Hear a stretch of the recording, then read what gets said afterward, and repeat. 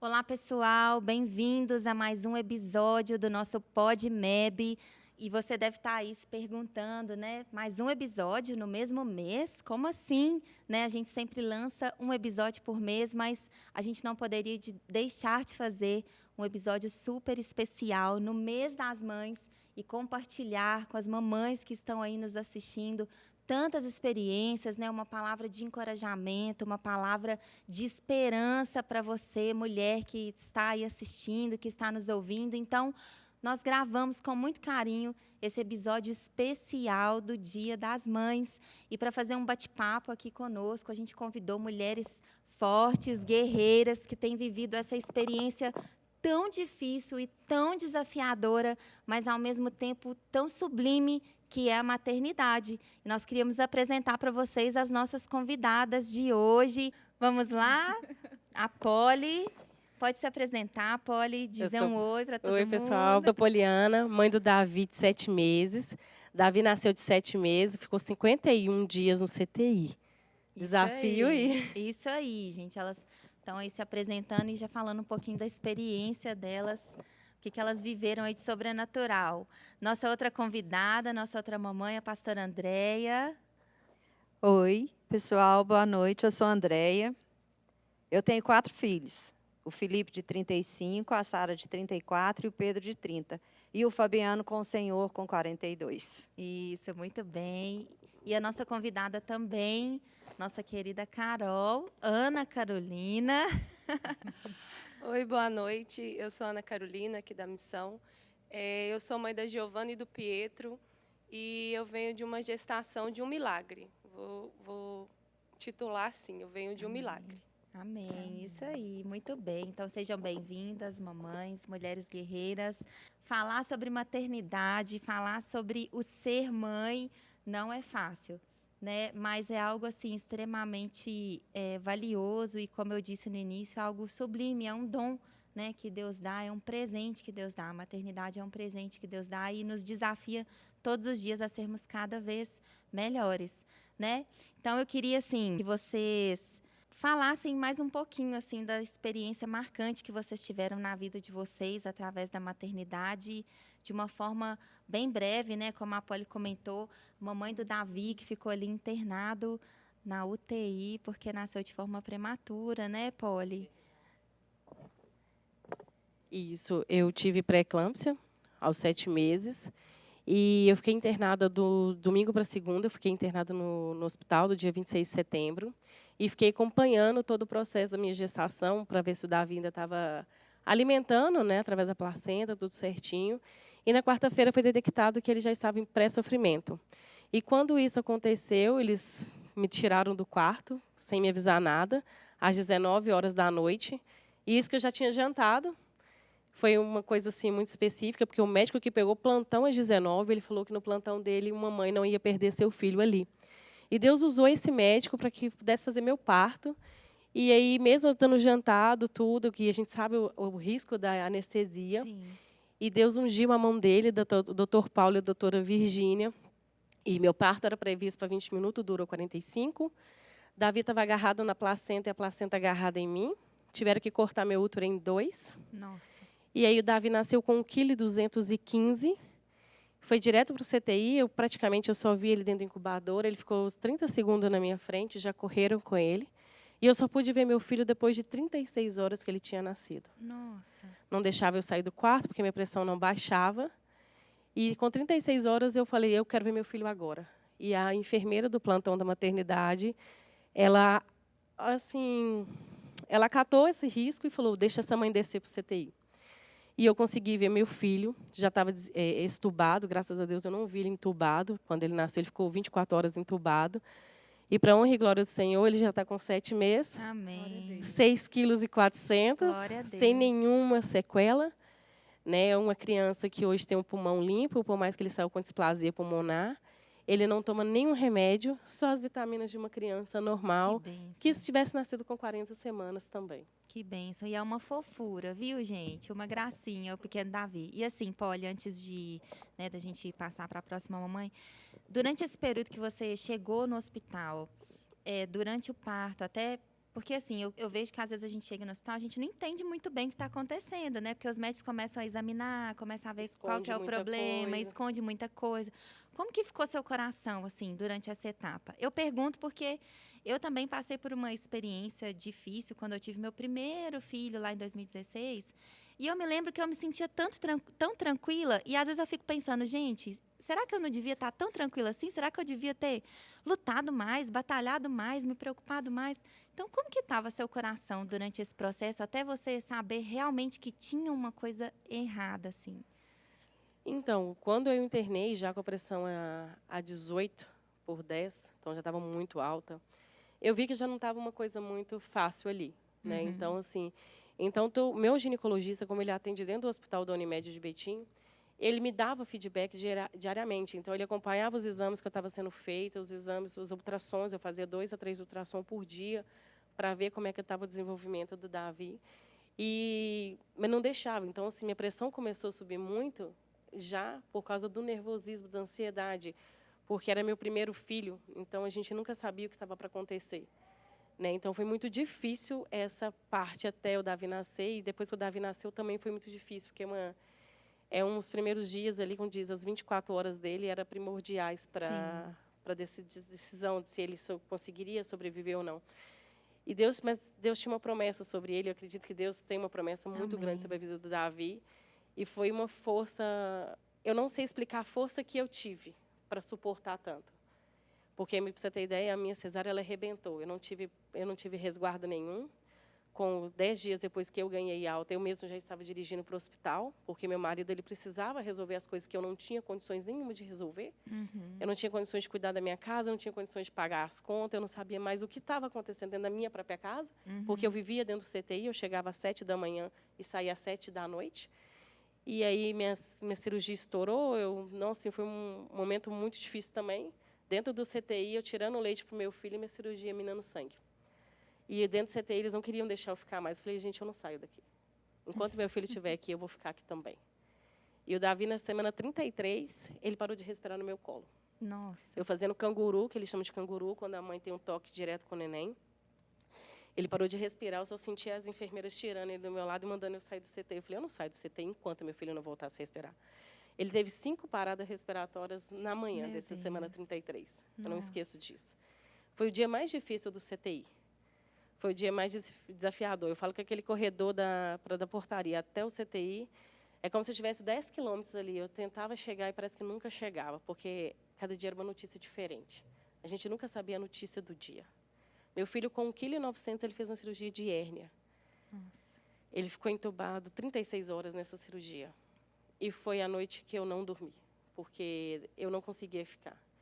E Deus me despertou para não ir para casa, porque ele vomitou entubado. E elas não viram. As enfermeiras que estavam presentes na noite, elas fazem rodízio. Então, são muitos prematuros para 2 cuidarem, enquanto as outras vão fazendo o rodízio. E meu filho vomitou entubado. E quase que ele aspira tudo e vai para o pulmãozinho dele. Nossa, gente. E Deus me despertou na hora, eu estava do lado dele, eu só escutei o barulho e, assim, quase quebrei o CTI, de desespero, para alguém aspirar meu filho. Então, assim, foi muito difícil e desafiador esses dias de CTI, sim. Nossa. Mas vence, gente. Vence. Mãe de Amém. prematuro, eu falo, se seu filho é prematuro, deixa no CTI, que é o melhor lugar que eles podem estar, porque realmente o monitoramento é muito importante ali. Sim.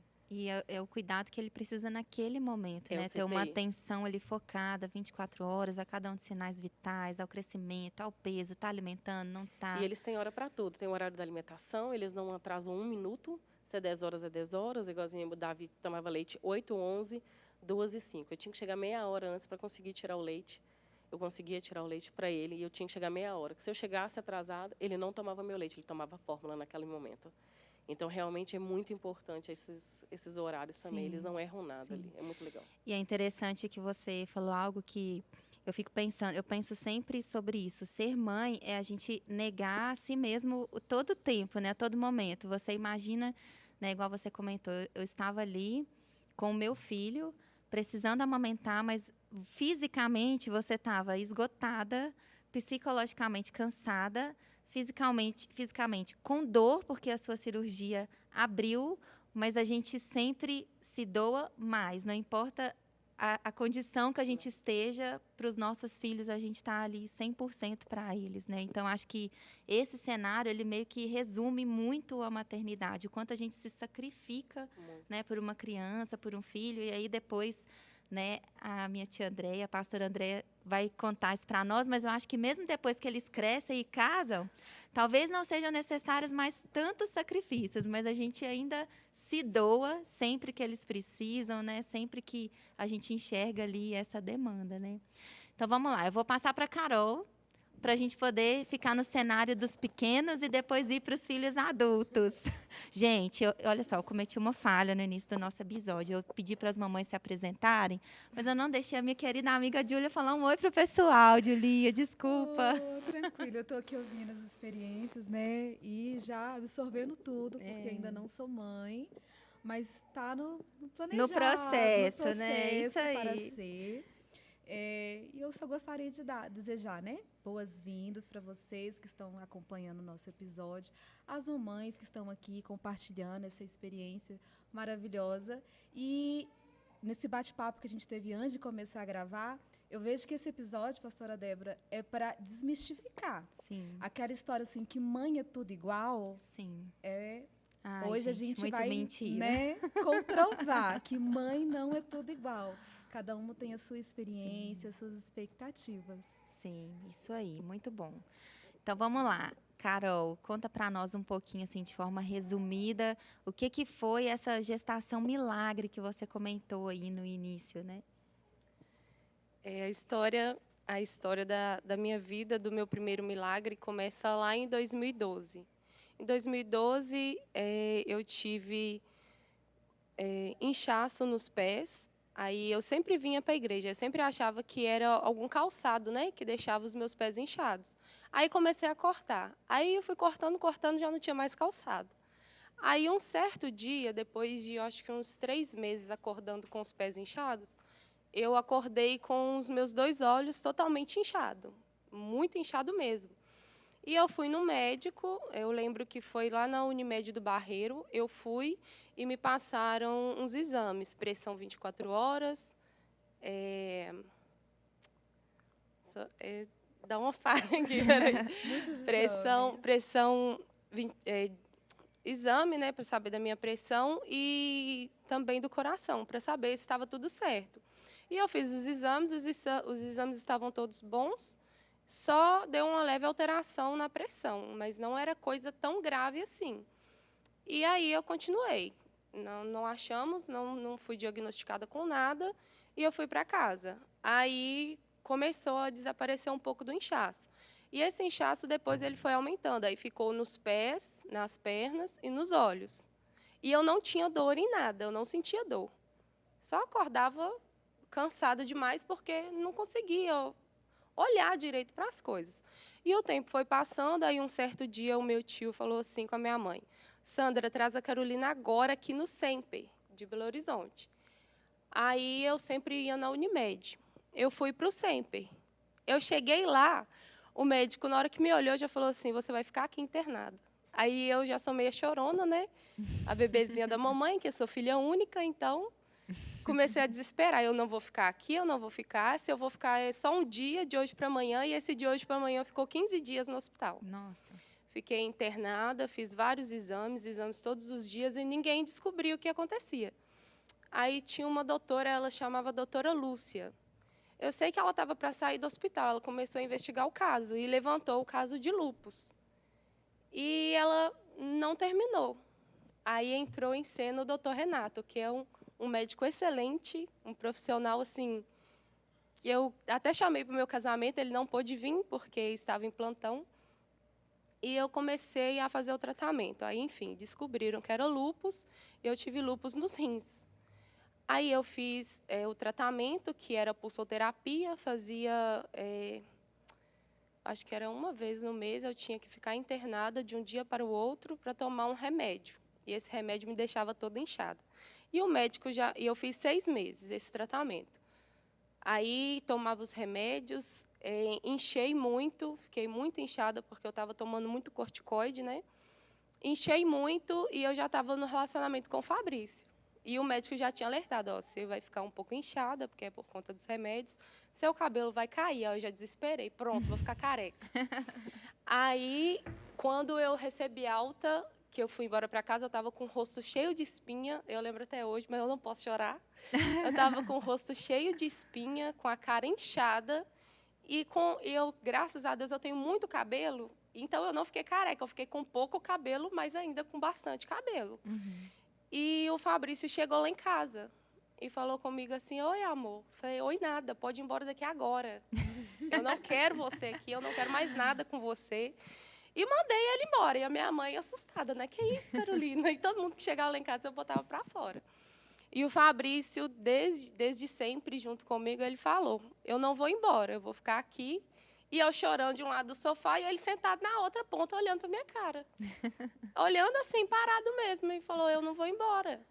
Nós vamos vencer. Eu falei, meu filho, eu estou aqui, ó, quase careca, com o rosto cheio de espinha. Como que você vai olhar para mim? Se é sua namorada, você está doido? Vai embora, some daqui. Aí mandei ele Ana embora e ele não Carolina ia. sendo Ana Carolina, né, Isso. gente? E ele não ia embora. E aí começou a minha luta diária, né? Porque eu comecei a ficar chorando, porque o cabelo cada dia caía mais. E eu não conseguia olhar para o Fabrício, eu não conseguia olhar para as pessoas. E, graças a Deus, eu tive uma grande rede de apoio, que foram os meus amigos daqui, todos foram lá. Pessoas chegavam lá em casa achando assim, se ela comer fruta, verdura, ela vai melhorar. Porque tive anemia também, né? Explica um pouquinho para o pessoal, assim, lúpus, para quem está ouvindo. O que a lúpus, o que ela faz ali no organismo? Só para as pessoas terem uma dimensão, assim, da seriedade da doença. Olha, lúpus é uma doença muito séria. Mas, para mim, desde o começo da doença, foi um grande milagre, porque, igual eu falei, eu não tive dor, eu não tive nada. Eu não sentia nada. E eu fiz o tratamento sem sentir dor, eu sentia muita tonteira, porque os remédios eram fortes. E o inchaço, eu acho que o lúpus me afetou só no físico. E psicologicamente, É, né? porque eu não queria ver ninguém, eu não estava entendendo o que estava acontecendo, eu pensava que eu ia morrer. Falei, pronto, os meus rins vai parar, eu vou morrer. É isso. Então, o lúpus ele é uma doença autoimune, que no meu caso, ele afetou os rins e podia também comprometer outros. Mas, neste caso, a célula só afetou lá, né? Então, por isso do inchaço. Mas eu não sei explicar direito o que foi o lúpus, porque desde o começo foi um grande milagre. Eu não consigo entender como eu não tive dor. Eu ia no hospital, o médico falava, você não está sentindo dor? Eu falei, não, eu não tenho nada, gente. Só medo de morrer agora, né? Só medo, mais E na nada. questão da gestação, qual foi o cuidado devido à doença autoimune? Né? A gente sabe que não existe cura só para o senhor, né? Mas para a medicina não. Mas na gestação, como que isso afetou? Como que você teve que ter esse cuidado? Porque não foram uma gestação, né? Sim. Foram duas. Foram Sim. 2 milagres. Espero que fique nos dois. Então, eu fui informada, né, que eu não poderia ser mãe, porque os remédios eram muito fortes e ia me deixar infértil. Eu falei, pronto, né? Eu acho que toda mulher tem um sonho de ser mãe. Mesmo a que fala que não tem, lá no fundo tem um pouquinho. Que é um pedaço seu para circular no mundo. Então, assim, não entendo, mas... E quando eu descobri a gravidez da Giovana, a minha mãe já ficou louca, né? Falou assim, agora, Carolina. Mas eu já tinha parado de tomar os remédios. Eu falei assim, eu não aceito essa doença, eu não quero. E eu simplesmente parei de tomar os remédios e não enchei mais.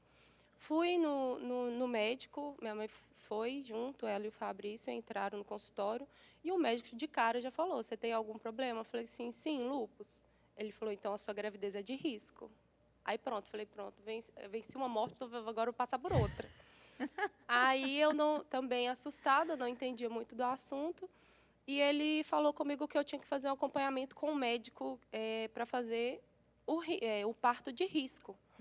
E esse parto de risco foi. A Giovana, eu fazia ultrassom toda semana, eu fazia sempre Doppler colorido para saber se ela também não poderia ter lúpus, se tudo nela estava ok. Sim. E aí foi acontecendo os grandes milagres. O primeiro ultrassom, Giovana, tudo bem, tudo ok. E eu consegui uma consulta com o Dr. Elielto, que é ele é... Ai, gente, fugiu o nome. Quando faz o Obstetra. isso, obstetra de risco.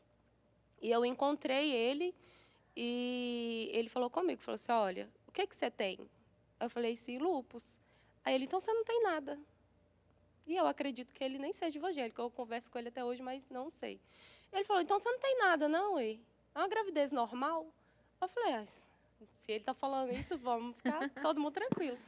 E ele falou, olha, só que você vai ter que fazer o acompanhamento com o doutor Renato, que era o meu outro médico, e comigo. Aí começou aquele joga e não joga, né?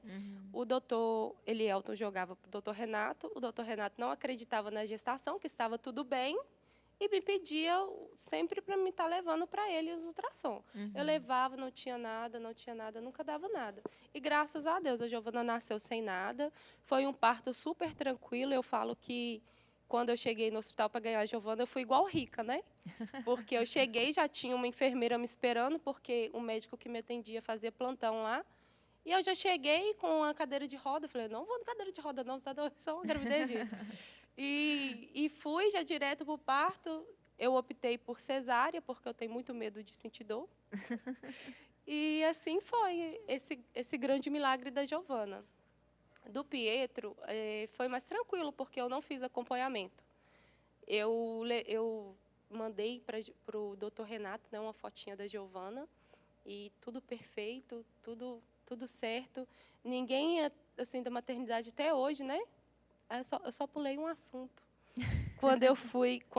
Antes de engravidar, eu fui para a UPA, e lá eu fui fazer um eletro, para internar e fazer o tratamento de novo, porque depois de uma vez eu tive outro ataque do lúpus.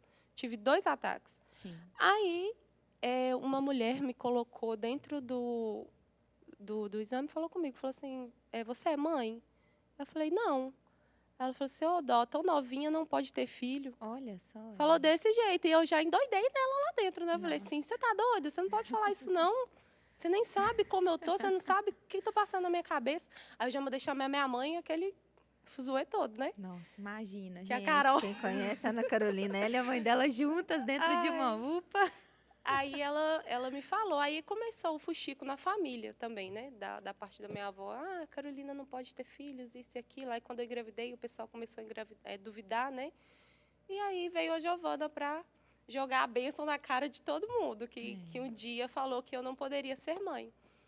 E depois veio o segundo milagre, o segundo susto, né, da minha vida, que foi o Pietro, uma bênção ele, também nasceu perfeito. E eu tive uma médica em si que eu tomei assim, tipo a tia dela, Deus me perdoe. Eu cheguei para fazer, porque eu tive alteração na tireoide. Eu cheguei para fazer da tireoide e ela perguntou para mim, você já teve algum problema? Eu falei, já tive lúpus. Ela, então, você não teve, você ainda tem. Eu falei, pronto, quer saber mais que eu? Eu falei, já tive, não tenho.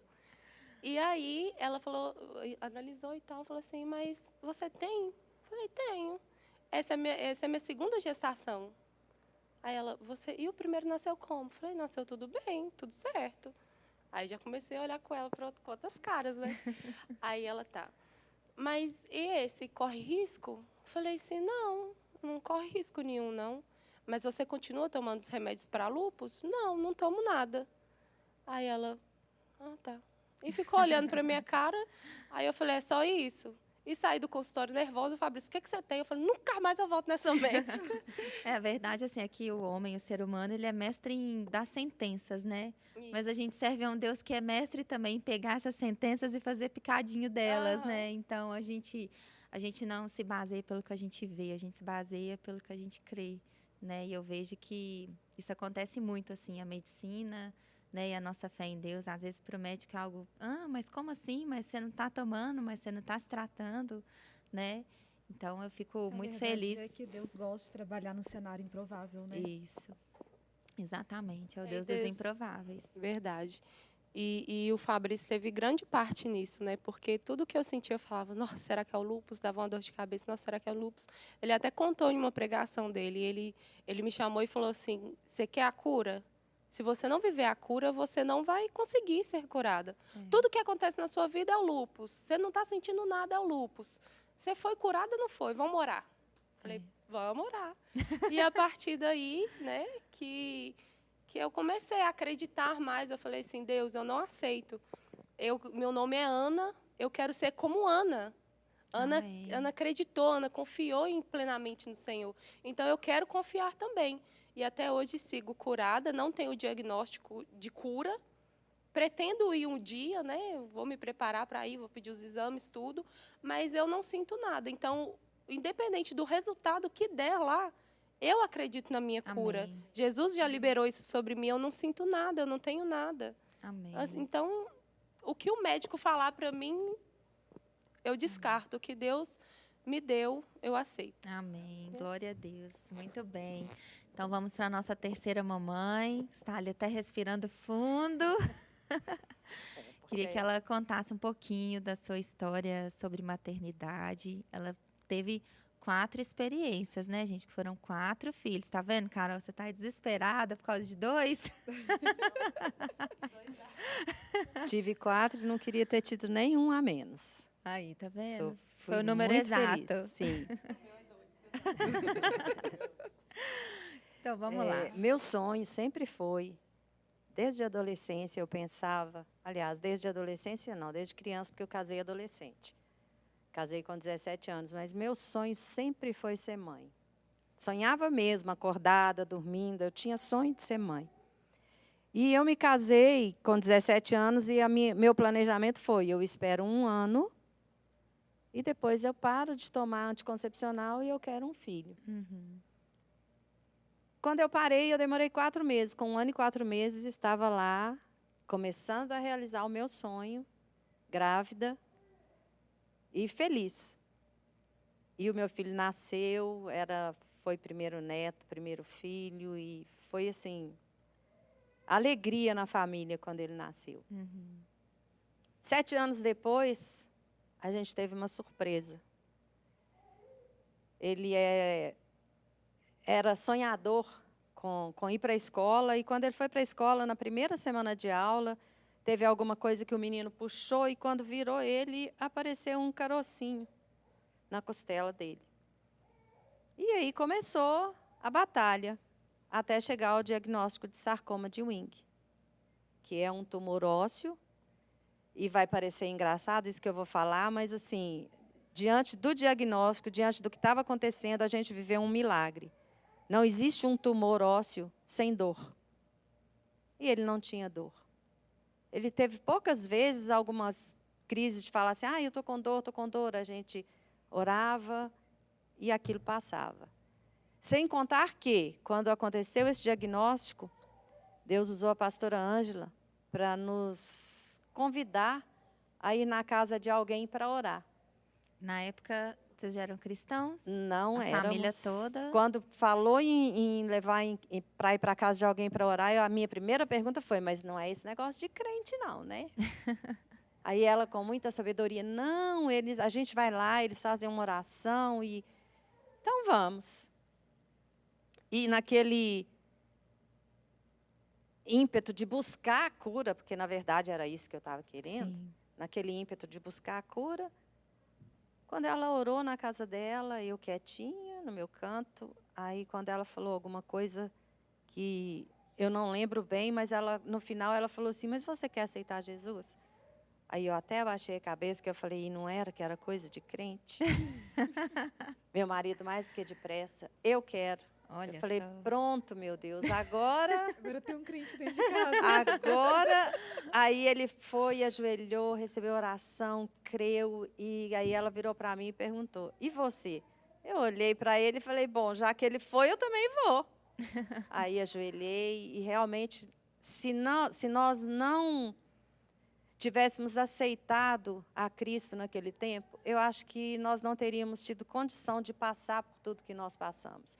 Os 11 meses e 23 dias que ele viveu foram, assim, experiências que não tem como contar. Dolorosas? Sim, muito dolorosas. E quando acontece, parece que quando aquilo te pega, você perde a noção do que você sabe, do que você conhece. Quando ele estava internado, e a enfermeira estava mudando a gente de quarto. Eu olhei para a enfermeira e falei assim, mas o que é que o médico quis dizer com um tumor? Gente, tumor é câncer. Do jeito que ela falou, um tumor maligno é câncer. Eu não tinha essa... Parece que isso sumiu da minha mente, sabe? Esse conhecimento, né? E a enfermeira não conseguiu... Aliás, ela conseguiu segurar muito bem, que ela falou assim, tumor pode ser benigno ou maligno. Aí a gente se apega, né? Então vai ser benigno. Mas a experiência que a gente viveu não foi essa. Ele passou por quimioterapia e Deus foi abrindo portas. O primo do meu marido, que era médico, conseguiu que as portas fossem abertas para exames, para quimioterapia, para tudo. Mas chegou um tempo que o cabelo dele começou... Eu sabia que isso ia acontecer, né? A gente sabe que a quimioterapia traz como efeito colateral cair. Sim. Mas a hora que eu fui para dar banho nele, que você foi lavar a cabeça, que você passa a mão para passar o shampoo e aquele monte de cabelo caía na minha mão, foi aquela coisa assim, meu Deus. Um balde de água fria, né? E logo depois disso, ele pediu para não fazer mais a quimioterapia, porque estava muito doloroso e que se fosse acontecer alguma coisa, Deus que ia fazer. E nós concordamos. Vivemos problemas, sim, ouvimos de família que nós estávamos deixando um filho morrer à míngua, porque nós paramos a quimioterapia, sendo que não era uma que não tinha nem 80% de chance para falar, vamos fazer. Era a única coisa que tinha para fazer, isso há 35 anos atrás. Então, assim, o conhecimento era muito menor do que tem hoje, onde lançar mão de tratamento era opções reduzidas, não tinha como, não tinha o que fazer mesmo. E a gente decidiu por isso. Sofremos também porque nos convertemos, eram os crentes da família, eram os criticados, eram os isolados, não éramos muitas vezes convidados, porque se os crentes vierem, não vai ser a mesma coisa. Mas eu louvo a Deus por tudo isso, porque tudo na nossa vida gera um aprendizado. Sim. E apesar que sofrido, mas foi um aprendizado. E quando ele morreu, eu tinha o meu segundo filho, que estava com 1 ano. Meu filho fez 1 ano em janeiro e ele morreu em fevereiro, com 8 anos. No meio dessa batalha, então, contra o câncer, você engravidou novamente. Veio o Felipe. Nossa. E como Aí- foi viver uma gestação em meio a um filho que estava com os dias contados ali? E um detalhe, que o meu útero era baixo e sempre a orientação era, não pegue peso. Nossa. Mas eu pegava ele no colo o tempo todo. Com 7 anos, ele ficava no meu colo o tempo todo. E, assim, a experiência de ver o que ele viveu com Deus, fortalecia a gente, porque ele teve experiência com Deus. Ele desejou e sonhou ser batizado com 7 anos, e ele foi batizado com 7 anos. A primeira ceia que ele participou chorando, com muito mais convicção que muitos adultos hoje a gente Lindo. percebe. Uhum. Então, assim, experiências dolorosas, mas gratificantes ao mesmo tempo, de tudo que nós vimos. Sim. E quando ele morreu, o Felipe foi esquecido assim um tempo, sabe? O Felipe fez 1 ano e ele morreu em fevereiro, né? Fez 1 ano em janeiro e o Fabiano morreu em fevereiro. Nesse 1 ano do Felipe, ele era até um pouco... Não é esquecido, que a gente não esquece, né? Mas, assim, o desmame dele foi de uma vez, porque o Fabiano foi para o hospital, foi ficar com ele. Durante o primeiro ano dele, ele não teve a papinha da noite, porque a gente não conseguia lembrar disso. Ele fazia lanche, mamadeira, mas a papinha da noite, só depois, quando o Fabiano morreu, que a gente foi olhar e pensar, gente, ele nunca comeu papinha à noite. E, assim... Mas Deus é tão tremendo que o Felipe veio de um jeito que, se ele estivesse brincando ali perto do banco, ele deitava ali e ali ele dormia. Ele era bem resolvido. Bem resolvido, tranquilo. Era um menino que tinha uma alegria, que todo mundo falava assim, gente, esse menino tem uma unção de alegria diferente, porque ele ria o tempo todo. E, assim, o depois também não é fácil, porque enquanto os meus filhos não faziam 7 anos e estavam bem, eu não tinha tranquilidade. Porque na minha cabeça, quando eles fizessem 7 anos, ia morrer também. Ia acontecer alguma coisa? Sim. Alguma notícia? E Deus usou o Felipe, na época, com uma crise de Ah, nem sei se era, porque, segundo o médico, era uma crise de apendicite. Mas ninguém vai com uma crise de apendicite para o hospital, fica de um dia para o outro e vem para casa sem cirurgia. Então, assim, né? Deus usou a crise, mas ali mesmo ele curou. E no hospital, enquanto eu estava tão apavorada, ele virou para mim e falou assim: mamãe, você já pensou que Deus pode estar querendo te testar? Ele pode estar querendo te mostrar que não é porque você perdeu um filho que você vai perder outro. Uau, um médico falando isso. Meu filho, de 7 Ah, o anos. seu filho. De 7 anos. E aí eu Uau. parei. Sabedoria, 7 Não, anos. o Fabiano parecia que era o canal de Deus direto aqui na Direto. Terra, né? Porque as coisas que ele falava, eu não tive a oportunidade de conhecê-lo, vou conhecer só na glória e vou dar um abraço neles, né, se isso for possível. Mas as histórias que a gente ouve assim Sim. dentro da família, é como se, nossa, ele fosse realmente uma extensão de Deus aqui nessa terra. Porque as coisas que ele falava, ele não tinha uma mentalidade de criança de 7 anos, né, tia? Exatamente. Era usado por Deus, foi usado para orar por pessoas e pessoas serem curadas. Então, assim, E até o dia da morte dele, aí você me corrija se eu estiver errada, ele se preparou. Ele sim, sabia que ele seria Sim. recolhido naquele dia, naquela noite. naquela noite, E uma ele hora, se preparou para aquilo. ele foi às 5 da manhã de uma sexta-feira. 1 hora da manhã, ele estava acordado. E nesse tempo de 11, os últimos 23 dias dele, ele não conseguia deitar. Ele só ficava sentado e recostado assim no sofá e balançando a perninha. Aí ele estava sentado e eu dormindo para estar perto, eu punha o colchão no chão e dormia do lado dele. Aí, de repente, ele me chamou. Aí minha mãe também estava acordada, ninguém tinha como sono tranquilo nessa época. E essa época eu tive que morar na casa da minha mãe. E aí minha mãe veio também para perto dele e ele falou com ela assim: ô vovó, você me dá banho? 1 hora da manhã. Você me dá banho? E tinha uma roupa que ele tinha ganhado de aniversário e falou com ela assim: você me veste aquela roupa? E aí, enquanto estava lá, a unha dele, ele coçou o nariz e a unha estava com sanguinho assim por baixo. E ele falou assim com a minha mãe: ô vovó, mas você, quando você me der banho, você limpa debaixo da minha unha? Porque o meu pai gosta da minha unha bem limpinha. Mas não era o pai o meu marido, porque o meu marido nunca falou isso. E aí minha mãe deu banho. Ele pediu, segundo os médicos, ele não tinha condição de comer nada em casa, nem tomar nada, mas ele bebeu meio copo de suco de laranja, de canudinho, claro, mas ele bebeu esse suco e ficou. Quando ele parou assim, aí eu falei para ele assim: o que foi? Ele fechou o olho, eu perguntei para ele: o que foi? Você teve uma visão? Aí ele: tive. Me conta. Aí ele começou a contar, fechou o olho de novo, e o Espírito Santo falou no meu coração: ele não pode te contar. E aí ele falou comigo.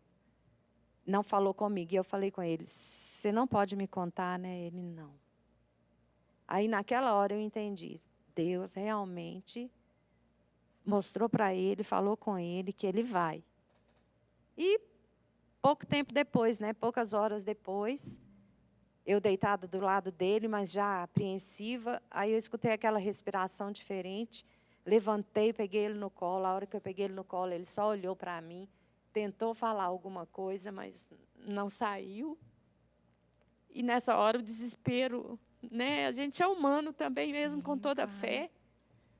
Nessa hora eu só soube fazer uma coisa: gritar o nome dele e pedir para Jesus fortalecer a gente.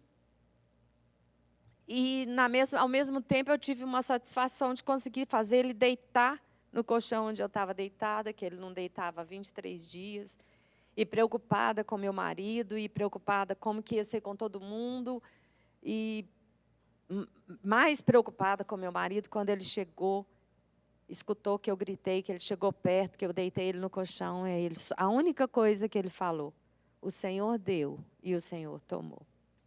E a gente não consegue explicar, porque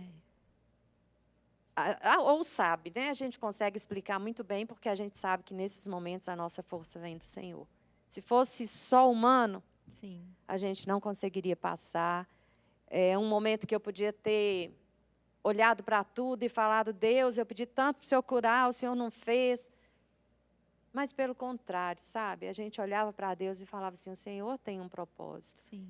E eu tinha outro filho, e tive mais 2 filhos depois. E no tempo também, antes do Felipe nascer, Antes de eu engravidar do Felipe, eu tive, logo no início do diagnóstico, eu tive um aborto que, bem de início, porque quando eu comecei a pensar que eu estava grávida, eu falei, Deus, eu não quero outro filho para você colocar no lugar do meu. Eu não quero. Se é outro filho, eu não quero. E Deus é lindo porque Ele respeita tanto tudo que a gente fala e trabalha no coração da gente de uma forma que permitiu que não fosse, mas pouco tempo depois já aconteceu. E o sonho do Fabiano era ter uma irmã. Eles tinham um nome, era Gabriela, o nome da irmã dele. O sonho dele era ter uma irmã. Ele que escolheu o nome. Ele escolhia o nome, ele já sabe, assim, eu vou ter uma irmãzinha, ela vai chamar Gabriela, tanto que o nome da Sara é Sara Gabriele, porque a gente não conseguiu colocar outro nome. E aí, quando ele ficou sabendo que era o Felipe, ele falou assim, mas ele vai babar nos meus brinquedos, ele vai estragar tudo. E assim, às vezes eu olhava meus filhos lá pequenos e pensava assim, gente, se o Fabiano estivesse junto, ia ser muita briga, que o Fabiano era todo organizado. E os outros é tudo. É tudo. Tirou a roupa, joga na cama. A hora que te ouvi falando isso, hein? Não, eles sabem que é verdade mesmo. Mas, assim, a experiência depois de ter outros filhos, de viver com medo, mas o medo passa, o conforto do Espírito Santo vem, o nosso coração é aquecido por Deus nesses momentos. Tem momento que a gente desaba, tem sim. Tinha momento que eu penso que Deus me deu 2 filhos tão perto, que o Felipe tem 35 e a Sara 34 hoje, então a idade era muito próxima. Deus me deu 2 filhos assim para mim não ter tempo nem de pensar. Porque era corre para lá, corre para cá, eu atrás, e eu não tinha tempo mesmo de pensar. Mas muitas vezes eu precisei fechar no quarto, enquanto eles estavam vendo alguma coisa na TV, eu fechar no quarto e chorar. Porque eu não me sentia à vontade chorando perto deles, mas eu precisava chorar. E não é fácil, mas vencemos. Cada etapa vem com a vitória junto. Isso aí. Quando veio o terceiro filho, você ficou assustada, que é o Pedro, pensando, meu Deus, mais uma gestação? Ou não? Não pensei. Eu sempre tive vontade de ter 3 filhos. É mesmo? Como o outro foi morar com o Senhor, eu continuei no meu desejo de ter 3 filhos. Que legal. E hoje eu tenho os 3. Que legal. Que têm os seus problemas pequenos, adolescente, jovem, e quando casa. A gente nunca deixa de ser mãe, né? E essa Muito questão, legal. né, de desejar a maternidade. Vocês 4, né? Porque a pastora Débora também é mãe. Vocês sempre desejaram maternidade? Como que foi essa questão da idealização de ser mãe, idealização, né, do dia de ganhar o neném? Como foi o puerpério? Como foi a questão do planejamento, né? A gente estava comentando que hoje Sim. tem todo um plano de parto, mas Sim. antigamente não tinha. Não. Como que foi isso para vocês? Não tinha esse plano de hoje, não. Nós tivemos um plano, não era um convênio médico, mas era um plano que, na época, era chamado de acionista no Hospital Santa Rita, então nós fizemos esse plano. Não foi uma experiência boa, porque foi um parto de fórceps. Isso na primeira Então, gestação. na primeira gestação não foi uma experiência boa, a questão do início, o puerpério não foi fácil, mas eu tinha 19 anos, gente, então meu primeiro filho era um boneco. Eu trocava nele de roupa toda hora, toda hora. Todas as roupas que tinha eu queria usar, então ele era aquela realização mesmo, sabe? Aquele prazer.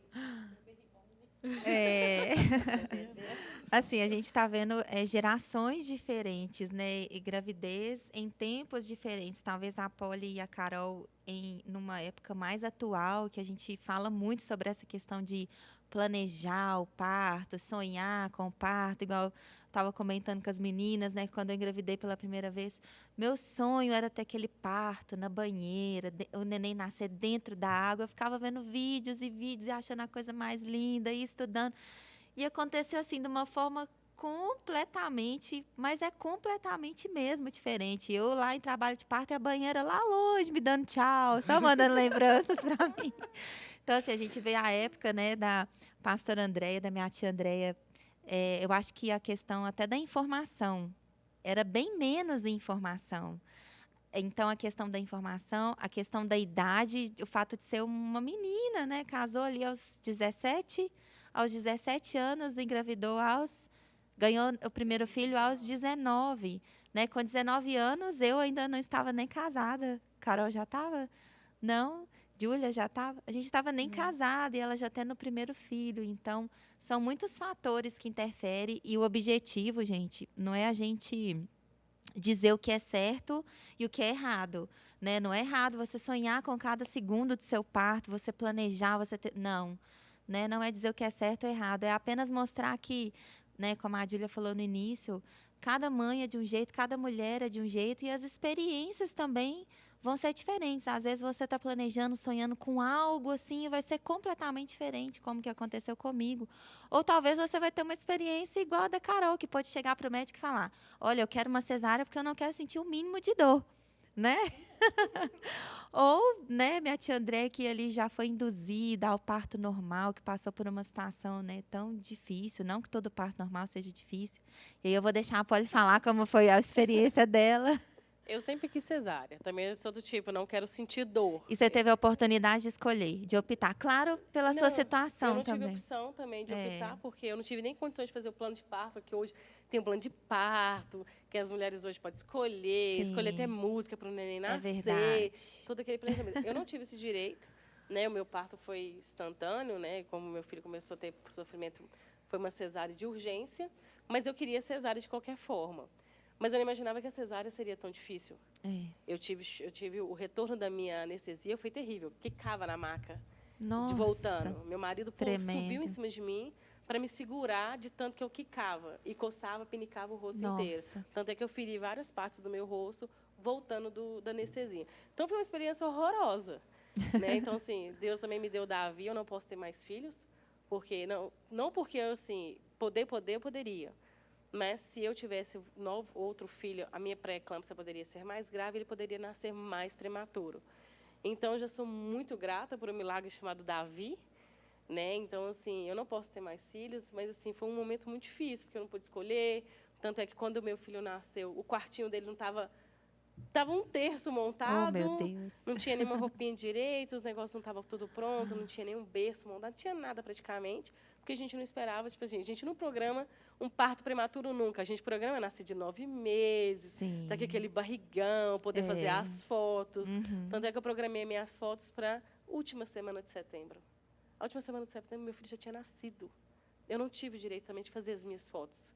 Então, as fotos que eu tenho hoje grávida foi que, por um acaso, eu fiz, meu marido fez. Então, assim, foi muito difícil também de ter aquele pacote e você falar, eu não pude fazer as fotos como barriguda, podemos dizer assim, eu não pude fazer. Então, assim, falando um pouquinho do puerpério também, meu puerpério foi horroroso. Cabelo caindo, hormônios a mil, cirurgia aberta. Então, assim, foi bem desafiador o meu pós-parto aí. E assim, puerpério não é fácil, né, gente? Vocês, em algum momento, quando vocês descobriram que estavam grávidas, vocês sentiram medo, assim? Na primeira gestação, as meninas que tiveram mais de um filho, medo, por exemplo, né, do parto, medo de sentir dor, medo de sofrer, igual a minha tia Andréia, que passou pelo parto normal, tinha essas preocupações ou não? Não. Não? Ficaram Sonhava tranquilos? também em ter uma cesariana, mas Gente, durante só o eu que sonhei com parto acompanhamento, normal desde o durante o início. você pegou 3 que queriam cesárea.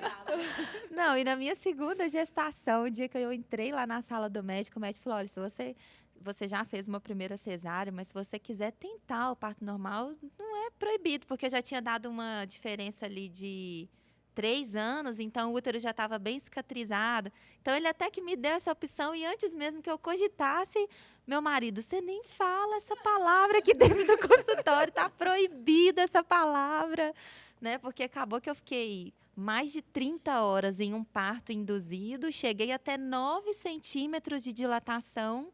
9 centímetros, gente. Quem já teve parto normal sabe o que é chegar até os 9 centímetros, para no final das contas ir parar numa mesa de cirurgia e ter uma cesárea da mesma forma, né? Então, só eu que sonhei com parto normal, né? Ninguém Sim, mais. sim. Eu não tive parto normal por opção nem por sonho. Foi porque realmente eu fiquei no hospital desde 4 horas da manhã até quando o meu médico teve que dar uma saída para atender uma emergência. Quando ele voltou, ele chegou no quarto 18 horas e ficou desesperado, porque até agora essa menina não desceu. E achei que ia descer e fazer uma cesariana. Só que quando ele foi fazer aquele exame de toque, ele falou, não, é impossível uma cesariana, vamos descer com essa menina agora e vamos dar um jeito. Mas Que não foi por opção. desespero. Não Vamos foi dar por um opção. jeito, é impossível uma É. cesariana. O que passou na sua cabeça? Eu tinha sentido tanta dor durante todo o dia que eu acho que eu não conseguia pensar nada aquela hora. Eu só escutei. Na verdade, na hora, eu acho que eu nem escutei. Eu lembro de ter escutado ele falando depois, mas na hora eu nem prestei A gente atenção só quer no que estava termine falando. logo, Sim. né, aquele processo. Eu lembro de pensar algo mais ou menos assim também. Quando eu cheguei nos 9 centímetros, que eles viram que não ia dar para finalizar, porque eu não tinha força para expulsar o bebê, eu lembro da médica chegando perto de mim e falando, olha, a gente vai ter que te levar para uma cesárea, e fazendo carinho assim em mim. E eu já sem força falei com ela, não importa, faça o que for preciso, só tira essa criança daqui, tira meu filho daqui, porque eu não aguento mais. E no caso, né, da minha tia foi algo assim, que a gente até brincou antes da gravação, que foi um parto anormal. Normal. Porque não foi nem normal, né? Hoje em dia, inclusive, o fórceps, o uso de fórceps é considerado uma violência obstétrica, né? Não é mais permitido fazer, porque você ficou toda machucada, né? Sim, e o bebê também. E o bebê também. Você foi ver ele depois de quanto tempo? Logo depois que Você já nasceu, viu? ele já veio. Mas aí a gente viu a marquinha, tinha Os marquinha na testa, machucados. no nariz, na cabeça. Mas não, naquele tempo também não era uma coisa muito aprovada. Em muitos países já não era mais permitido o uso. Mas como foi uma coisa de emergência, eu lembro que na hora que eu voltando da anestesia, a enfermeira organizando lá para levar para esterilizar, eu olhei e falei assim, usou isso aí comigo? Nossa, Aí ela falou assim, sim. Eu falei, mas não é, isso ainda é permitido? Aí ela, foi uma necessidade. nossa, gente. Aí eu já amoleci de novo, fui para o quarto. É. E realmente isso que a Polly falou é terrível essa volta. Não é porque é a cesariana, mas é a anestesia. É Sim. terrível o seu corpo pular e você não ter controle. E quanto Sim. mais você coloca, você está com frio, parece, você coloca um monte de cobertor em cima, mas você não para de pular. E é terrível. E eu passei por isso mais vezes. Pois é. Gente, assim, eu queria, né, só falar também que, mais uma vez, a gente não está dizendo o que é certo e o que é errado, né? O objetivo não é esse, é realmente compartilhar as experiências, ver que às vezes a gente cria grandes expectativas com uma coisa e depois acontece totalmente diferente, né? Eu vejo que hoje, me corrijam se eu estiver errada, existe uma cultura, assim, de parto normal a qualquer custo, a qualquer preço. É o mais saudável para o bebê, é o mais saudável para a mãe, mas isso em condições também em que os dois estão ali saudáveis, naquela condição de ter aquele momento daquela forma, né? E a gente vê histórias que, às vezes, eles submetem ali as mães, a criança, a forçar a um parto normal, de uma forma talvez até cega. Tem que ser normal, porque é o melhor, e aí acontecem as tragédias, né? Então, assim, você, mamãe que está nos ouvindo, estude, procure saber, não fique apenas com uma ideia ali fixa na sua mente, mas se abra para outras possibilidades, outras alternativas. Converse mesmo ali com o seu médico, né, com a pessoa que está te acompanhando, para que você tenha todas as informações possíveis e não passe, às vezes, por uma experiência que talvez vai ser traumática, né? E se prepare para isso. E vamos falar um pouquinho de puerpério, né? Puerpério é aquela fase ali, depois que a gente ganha criança, vem bem ali uns 15, 20 dias em que parece que a gente sai do nosso corpo e deixa de existir, né? Vem os desafios da amamentação, a privação de sono. Eu queria que vocês compartilhassem como que foi o puerpério de vocês, né? O meu foi, mais uma vez, eu acho que eu sou a mãe resumida de expectativa versus realidade, porque, gente, eu criei tanta expectativa para tantas coisas e a minha realidade foi tão diferente em relação à amamentação. Eu não sei em que universo eu achei que eu ia ter um filho que ia dormir a noite inteira e eu tive um filho que passava as madrugadas aventurando pela casa. Eu não sei porquê, na minha mente eu não me preparei para essas noites de insônia. E, assim, o mais difícil para mim realmente foi a questão de amamentação, que eu sofri muito, por me cobrar muito e, no final das contas, não conseguir amamentar e ter que entrar com fórmula. E eu lembro que a primeira mamadeira de fórmula que eu dei, mas eu chorei horrores. E quando eu vi a minha avó dando, aí eu chorei mais ainda, que eu pensei, meu Deus, outra pessoa está alimentando meu filho, não sou eu. Foi algo assim, para mim, terrível. Eu sofri muito. Eu também lembro que uma vez eu fui fazer um passeio no shopping com o Heitor e ele estava bem novinho, acho que ele ainda não tinha feito nem um mês de idade. E ele começou a chorar com muita fome. Eu sabia que era fome, mas eu não tinha coragem de pegar uma mamadeira na frente de todo mundo do shopping e pôr na boca dele com medo do que as pessoas iam pensar. Olha o nível, gente. Assim, a gente está compartilhando aqui coisas do nosso íntimo, né? As nossas vergonhas, a gente está se expondo. Então, eu estou compartilhando isso com vocês para vocês verem que, às vezes, a gente cria tantas expectativas e a realidade, às vezes, é tão diferente. E, no final, isso...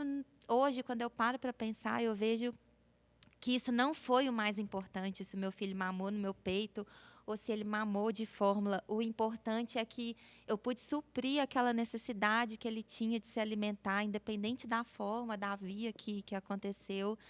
E hoje ele está aí, uma criança super saudável, não me dá problema nenhum em relação à saúde, cheio de energia, né, super saudável. E depois foi a questão da privação de sono, né? Que como ele não dormia, a gente tinha longas madrugadas, 4 horas da manhã o dia já podia começar, sendo que a gente nem tinha dormido ainda direito.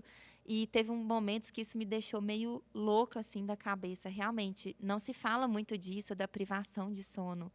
E isso é algo muito sério, né? Isso mexe ali mesmo com a mulher, com a família toda ali envolvida. Então, eu queria que vocês compartilhassem um pouquinho qual que foi os maiores desafios, porque são muitos. É a cirurgia, é os pontos, é a dor, é a amamentação, é a rotina da casa que muda. O que foi mais desafiador para vocês no puerpério? Para mim, tudo junto. Mas deixa as mais novas falarem. Então, a minha cesárea foi bem tranquila, o puerpério também foi. Da Giovana, eu tinha muito gases, né? Então, fazia com que doesse um pouco a região. Mas, fora isso, aí não podia rir, né? Que aí todo mundo fazia a gente rir, não podia rir porque eu sentia dor. Mas foi bem tranquilo. E a amamentação também, né? Foi... Você teve mudanças emocionais, assim? No da Giovana, não me lembro. Mas a do Pietro... Que eu lembro das minhas gestações, eu ficar chorando. Teve uma semana que eu chorava 24 horas. As pessoas olhavam para mim, eu estava chorando o tempo todo, sentada no sofá, as lágrimas descendo. Da Giovana, eu não lembro de ter tido algo. Agora, do Pietro, eu já lembro, porque do Pietro eu dei uma crise de ciúmes, que eu ligava para o Fabrício, assim, de 5 em 5 minutos, onde que ele estava. E ele, tipo assim, eu não tinha motivo. Eu sabia que era da minha cabeça, só que eu chorava porque eu sabia que era da minha cabeça, mas eu não conseguia ficar sem me ligar, sem mandar mensagem. Aí eu falei assim, meu Deus do céu, o que está acontecendo tipo comigo? Assim, né? Terminou de ligar, pra que eu fui ligar? Pra que eu fiz isso? E ele ainda falava assim comigo, assim, amor, eu tô dentro do ônibus indo embora para casa. Eu não tô te entendendo. Aí eu falava assim, então você pode começar a entender. Eu também não estou entendendo, mas eu não sei o que fazer. Aí eu falei assim, onde você está? Aí ele, tô chegando. Aí ele, né, tinha aquele trajeto todo que ele descia lá perto da sua casa para ir até minha avó. Aí eu ligava. Aí ele não atendia. Eu falei, onde que esse homem está? Meu Deus do céu, esse homem não vem embora. Teve uma vez que a minha mãe estava voltando, aí minha mãe passou na porta do serviço dele, eu tinha conversado com ele, ele falou assim, tô aqui na porta do serviço conversando. Aí, como minha mãe tinha passado, eu falei assim, mãe, você passou lá? Minha mãe, acabei de descer, Carolina. Fabrício estava lá no portão? Não. Eu falei, pronto, onde que esse homem está?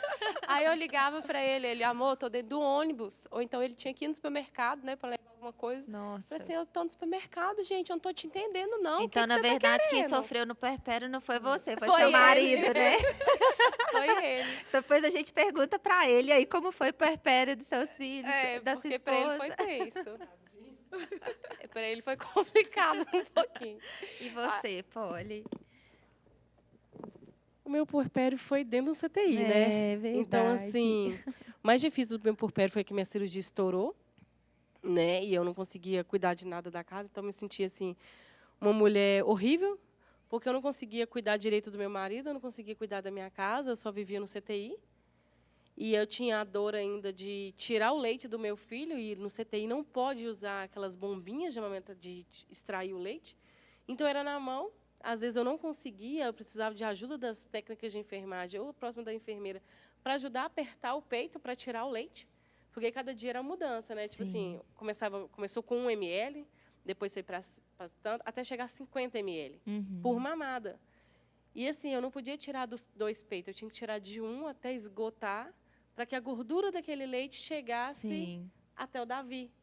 Então, assim, eu acho que meu marido sofreu muito, tadinho, porque os hormônios eram horríveis, porque ao mesmo tempo que eu estava feliz, eu estava estressada, porque tinha uma notícia estressante do CTI, às vezes o Davi não engordava tanto como a gente esperava, que eles pesavam segunda, quarta e sexta.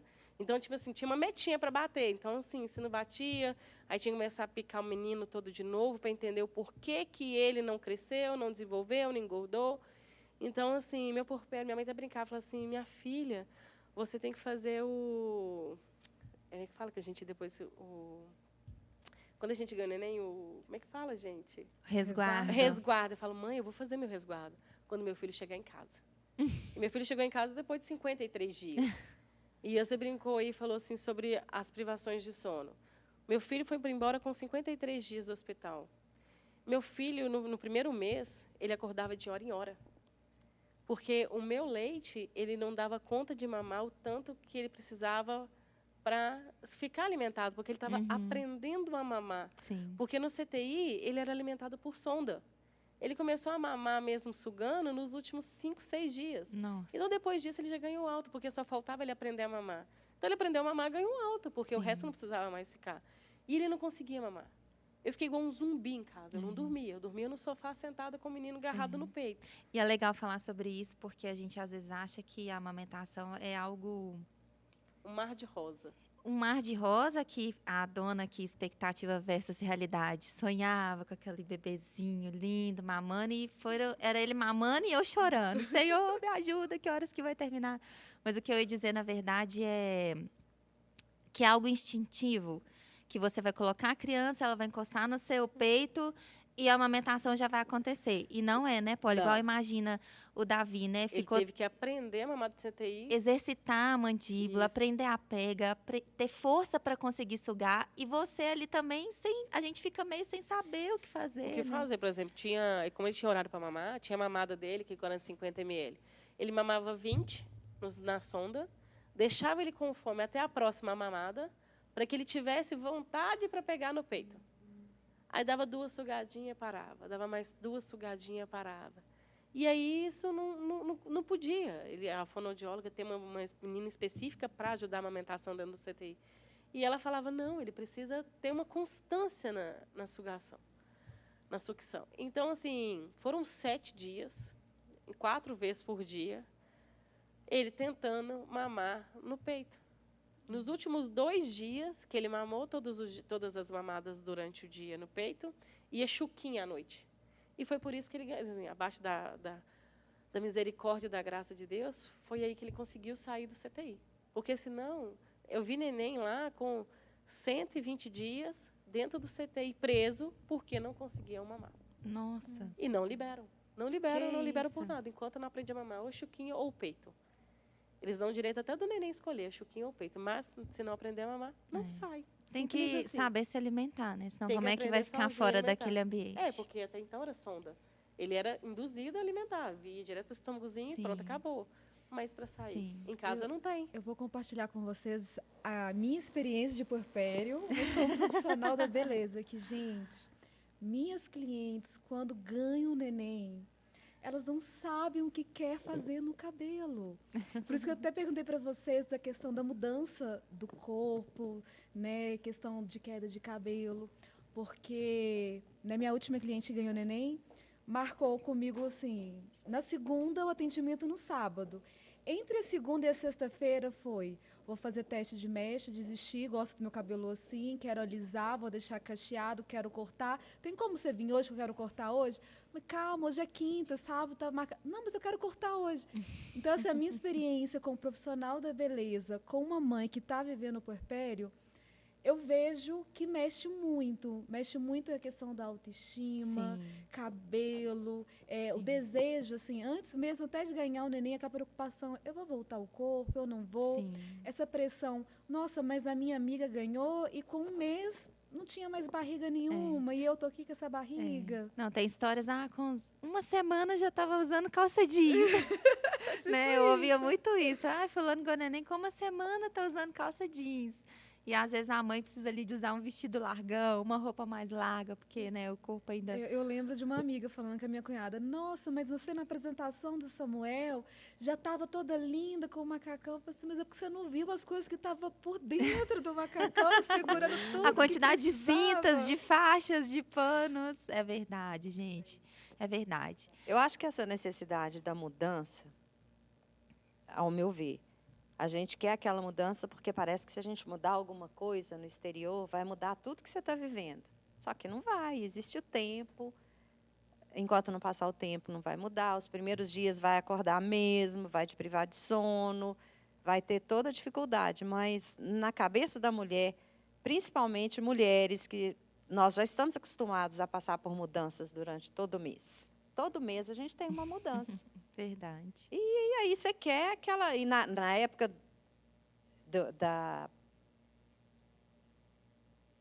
dessa mudança mensal do hormônio, esqueci o nome, fugiu, né? TPM? Da época de TPM, normalmente a mulher passa pela necessidade. Eu queria mudar meu cabelo. Nossa, eu queria fazer alguma coisa diferente. Eu vou comprar uma roupa nova. Então, é uma coisa que, na minha opinião, o que eu vejo não muda tanto na questão do puerpério, porque é uma coisa que a gente já vive mês a mês. Mas em vez de viver ali 3, 4 dias, você vai viver 40, 50, um pouco mais. Exatamente. O puerpério é considerado 45 dias, né? Até o parto, 45 dias depois, esse período todo que é considerado o puerpério. Nesses 45 dias, a gente vive mudança que você nunca pensou.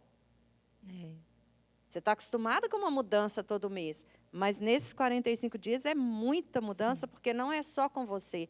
Você tem um serzinho ali que depende unicamente de você. Sim. Porque na hora de amamentar e alguns cuidados, não tem outra pessoa, não tem rede de apoio que vai fazer para você. Sim. Então, é uma mudança mais difícil por isso. É verdade. Você, né, que já criou os filhos, que eles já estão adultos aí, se você pudesse encontrar com a Andréia lá dos 19, 20, 21, 22 anos, o que você diria para ela nesse momento de puerpério? Que mensagem que você falaria para ela talvez não se desesperar tanto? E quem sabe essa mensagem pode estar ajudando alguma mamãe que está passando por essa fase ou que vai passar muito brevemente por essa fase chamada puerpério. Calma, tudo vai passar. As coisas se ajeitam quando a gente menos espera. É verdade, gente. Eu lembro de uma noite que eu estava tão assim, nossa, eu estava realmente fora de mim. Meu puerpério realmente é como se tivesse morrido a Débora sem filhos e nascido a Débora, que agora é mãe de um filho e hoje mãe de 2 filhos.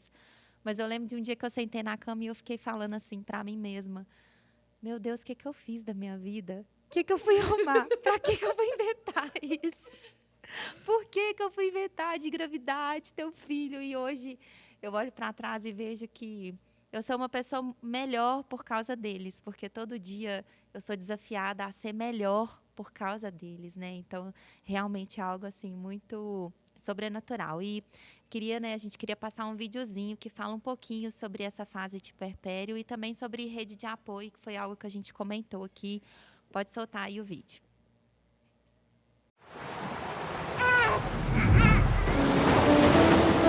Desde que eu vim parar aqui, muita coisa aconteceu. Esse lugar me faz muito feliz. Mas eu preciso dizer, ele é um pouquinho assustador. Aqui eu sinto medo de não conseguir dar conta de tudo. Eu me sinto cansada, exausta. Por isso esse aqui não é só um pedido de ajuda. É para lembrar que estamos assim, porque nos sentimos sós.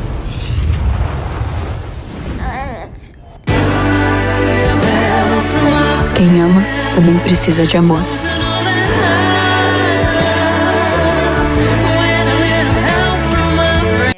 passou esse vídeo para a gente falar um pouquinho sobre rede de apoio, né? Vocês tiveram rede de apoio? Quando foi na vez de vocês tiveram essa rede de apoio, ou talvez ainda tenham, né? No caso de quem ainda tem os filhos pequenos. Tive sempre, minha mãe e minha irmã, sempre presentes. Né? Faz muita falta, muita diferença, né? Vovozinha em gerações. Então, eu tenho, assim, da minha mãe, né? Agora eu estou começando a ter um pouco mais da minha sogra, porque a minha sogra, eu não sei se é com toda a família, mas parece que a família do pai é mais distante, não desse caso aqui, né? Dessa tia aqui.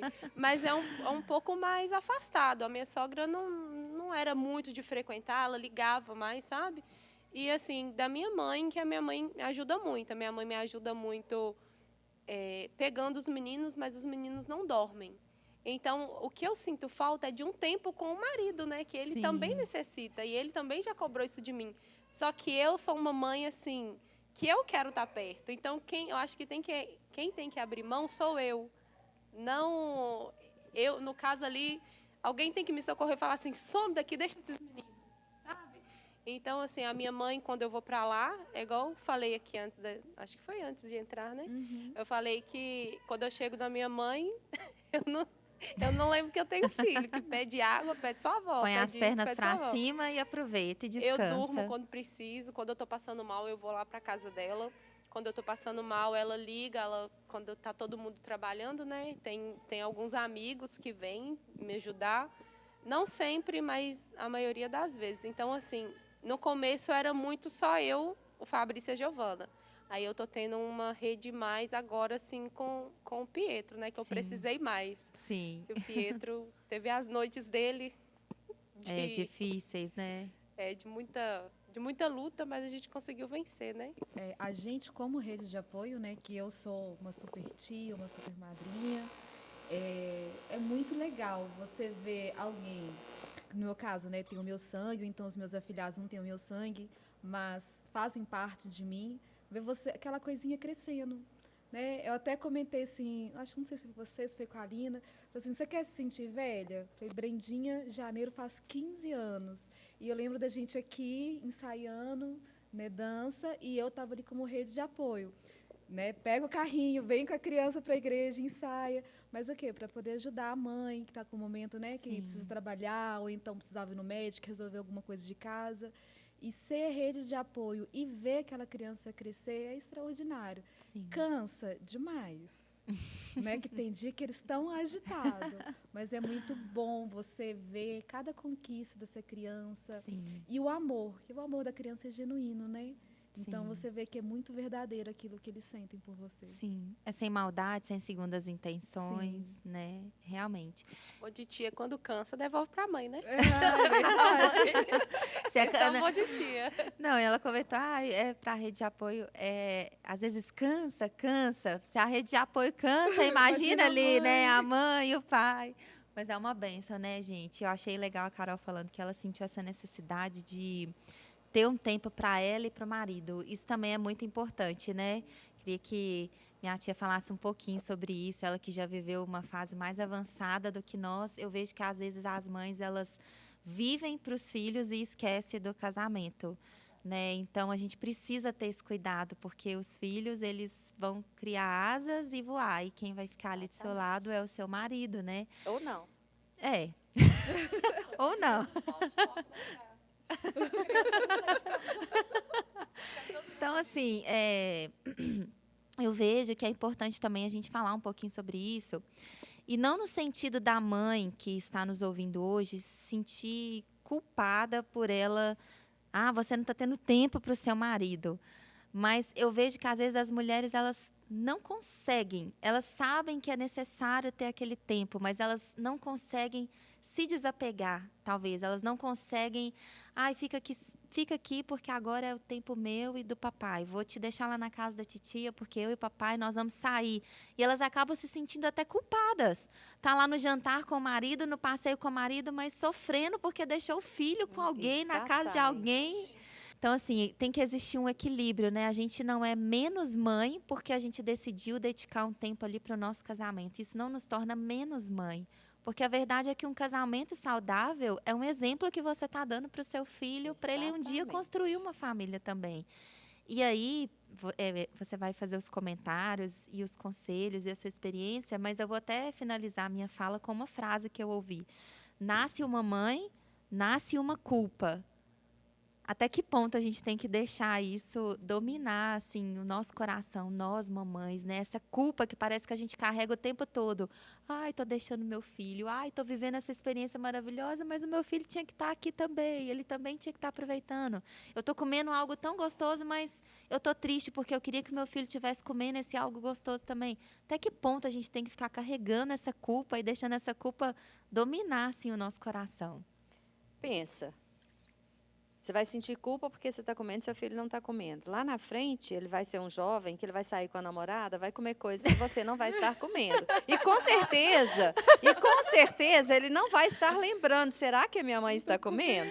Não. Gente, isso é o conselho de uma mulher que já passou pelo que a gente está passando, né? Mãe de 2 anos e 1 ano, mãe de 2 anos e 4 anos. Ela já viveu a adolescência, ela viveu os filhos indo para o namoro, os filhos no casamento agora, totalmente distantes. E uma vida sem marido. E agora uma Então, vida sem marido, né? É investir enquanto você tem. Porque eu hoje dou graças a Deus, porque eu olho para trás, vai fazer em dezembro, faz 7 anos que ele morreu.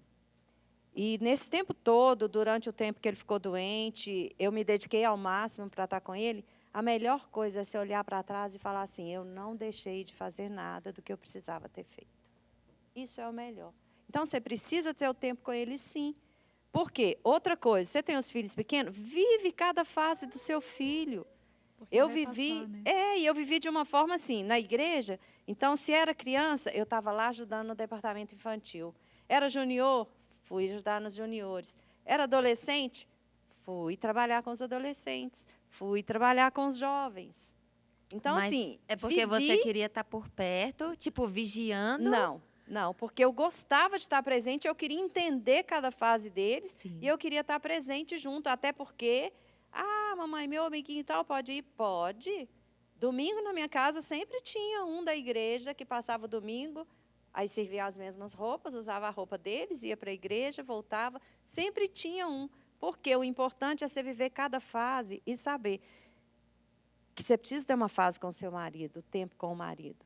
Se você não tem, eu olho para trás e penso, se eu não tivesse vivido de uma forma que fizesse tudo o que foi possível fazer, tudo que precisava fazer, eu ia olhar para trás hoje, como que eu ia estar vivendo sem ele?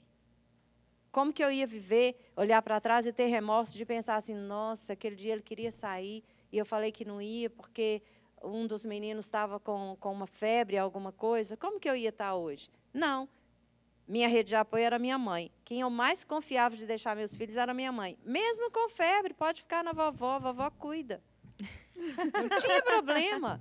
Então, você tem que ter esse tempo, sabe? É uma coisa que a gente precisa, principalmente nisso. Eu estou preocupada, eu fico preocupada porque como que eles estão? Gente, quem ofereceu para ficar, quem te deu o Vale Night, vai saber que não é... Gente, não é docinho, não. É trabalhoso, sim. Mas é gratificante. Sim. Porque no meio de todo o trabalho que eles estão dando, de repente fala uma frase que você cai na risada e aquilo tudo fica leve. Sim. Então, viver cada fase é importante.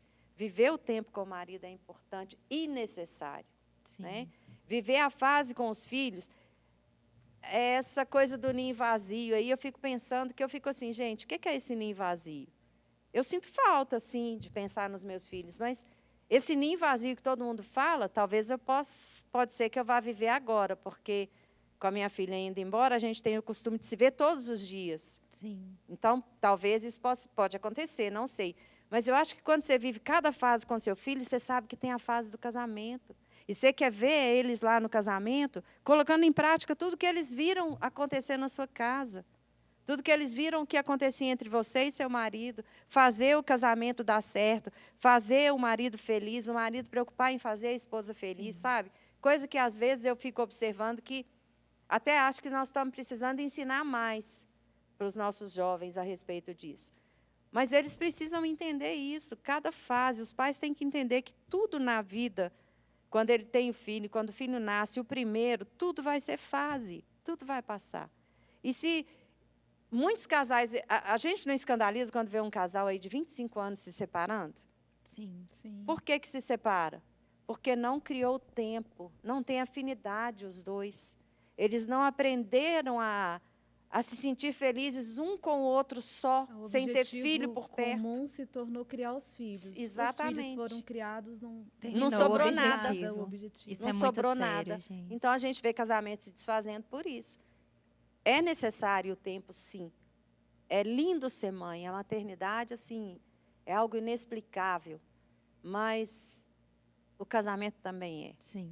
Nasceu no coração de Deus e Sim. precisa ser cultivado. Essa questão de viver cada tempo, respeitar o momento, eu acho bem interessante a sua fala, porque quando o Gustavo, meu marido, ele estava, né, entrando em princípio de sepse, e a médica do CTI virou e falou assim, nós vamos descer com ele, nós vamos levar ele para o bloco cirúrgico, e aí já seria uma terceira cirurgia, dessa vez aberta.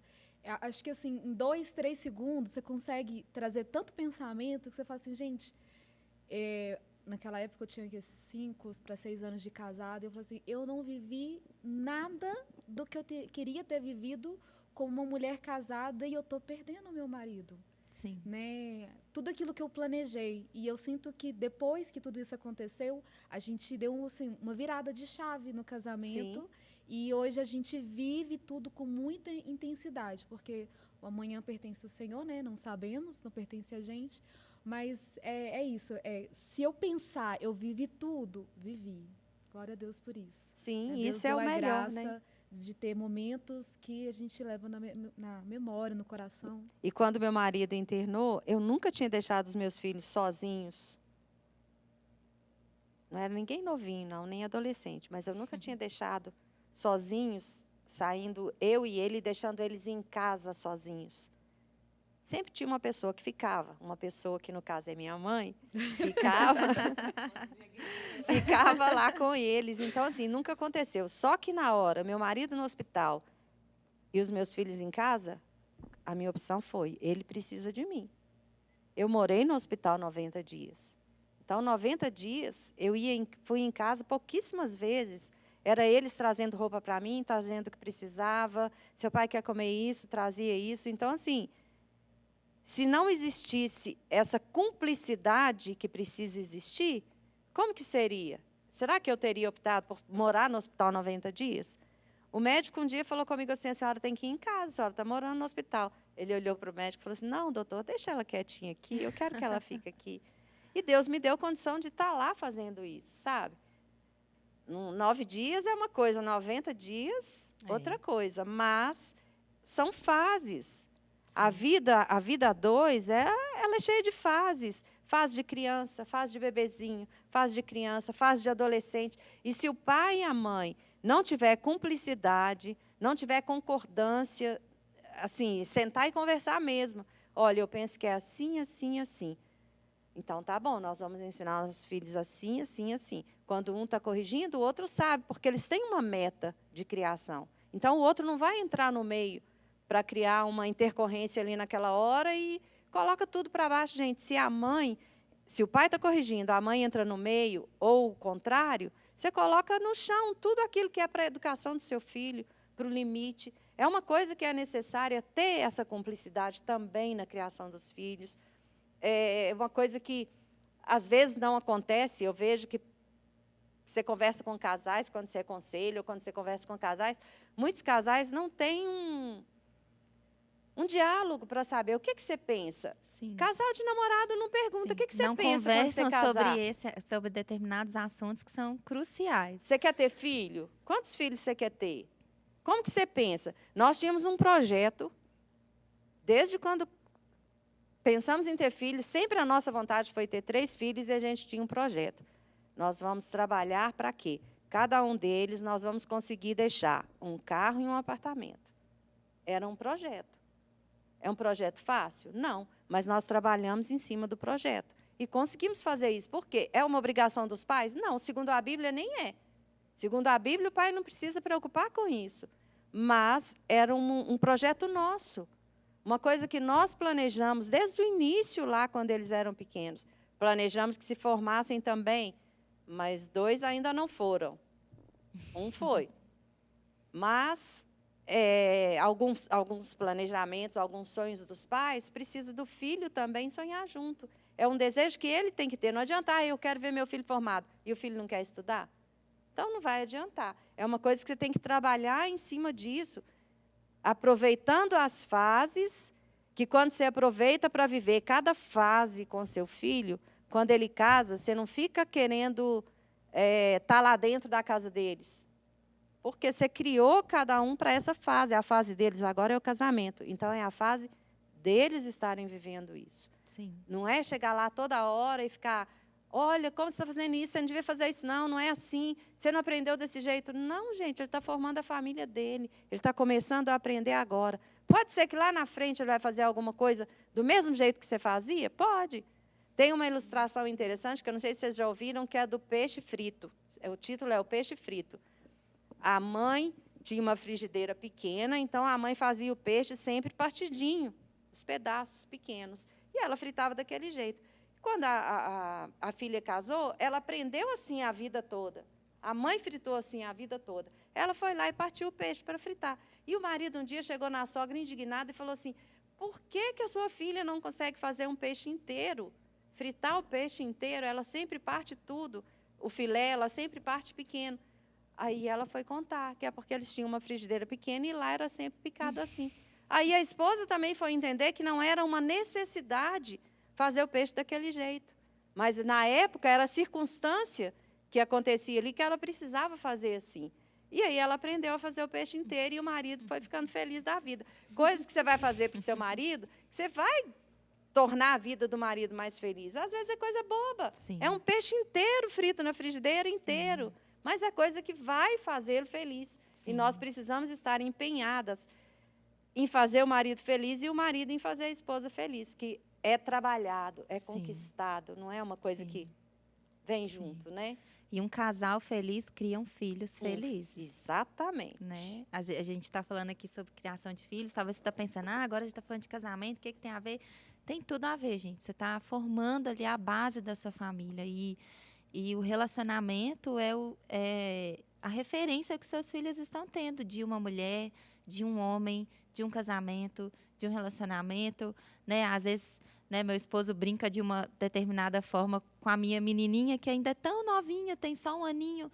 E aí ele vai e xinga ela. Eu falo, cuidado, você é a primeira referência de homem que ela está tendo na vida dela. Então, você tem que mostrar para ela que ela tem que ter uma referência de um príncipe, porque eu quero que ela ame um príncipe e se case com um príncipe. E se você ficar tratando ela desse jeito, ela vai querer casar com um ogro.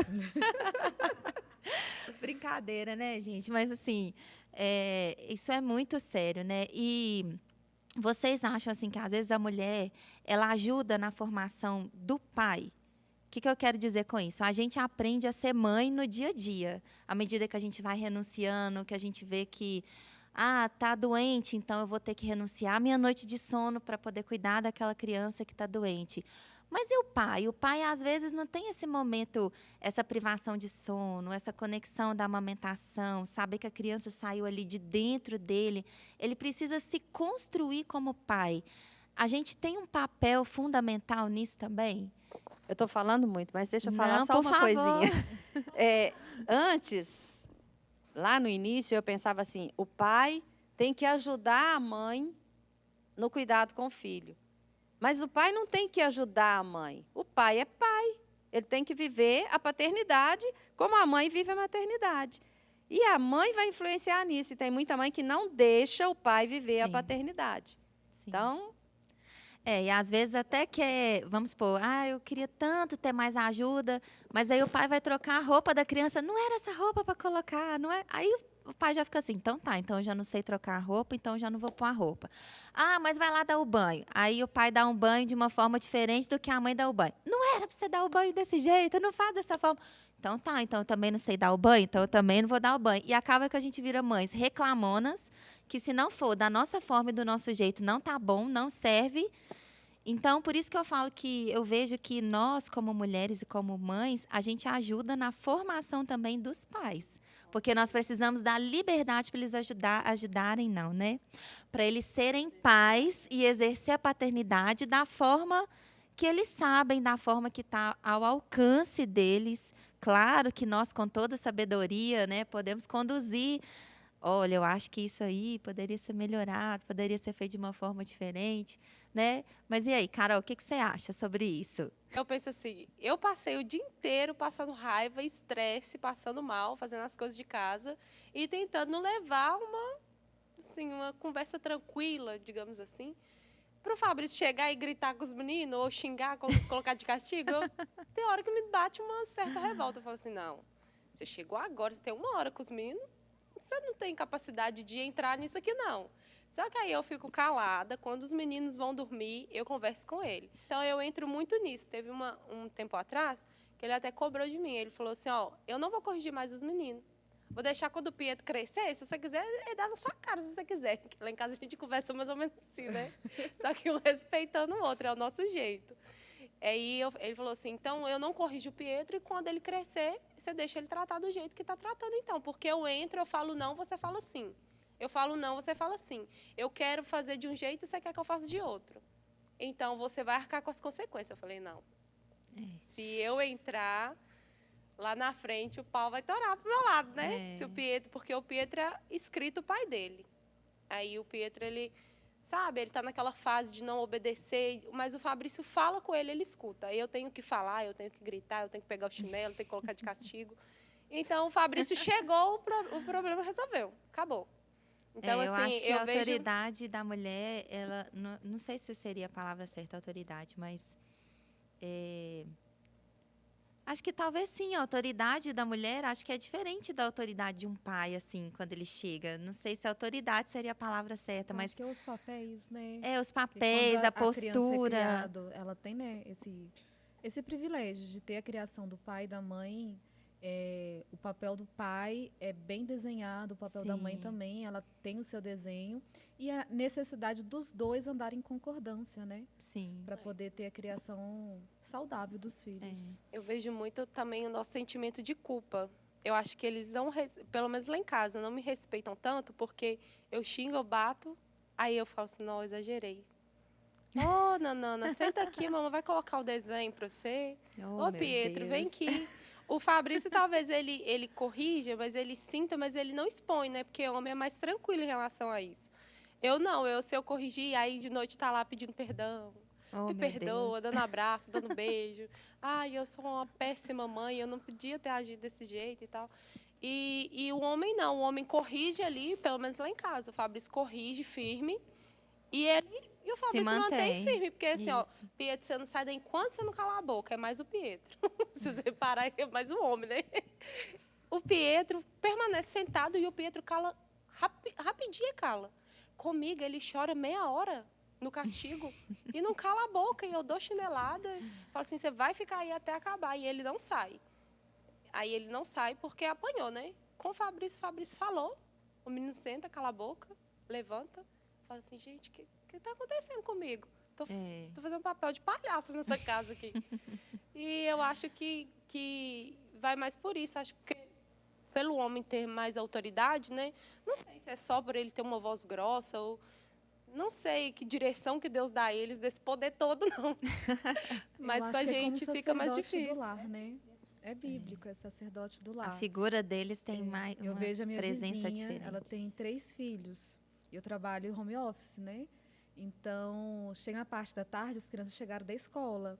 E é a mãe, desce daí, menino, faz isso, menina, anda para casa, vai tomar banho. O pai chega, você não escuta nem a voz das crianças mais. E é o dia inteiro, você escuta a voz da mãe, dos meninos naquela agitação de pós-escola. Deu 7 horas, o pai chega, é aquela tranquilidade. Eu sei que é a fase, né? São 3 crianças de fases completamente diferentes e ela ainda estuda. Eu sei que ela faz, assim, o que dá, né? O que você está fazendo na sua casa? O que dá, gente? A gente faz o nosso melhor. E cada dia o nosso melhor é diferente. Sim. Mas o sacerdote do lar chegou, a tranquilidade reinou, a segurança chegou, né?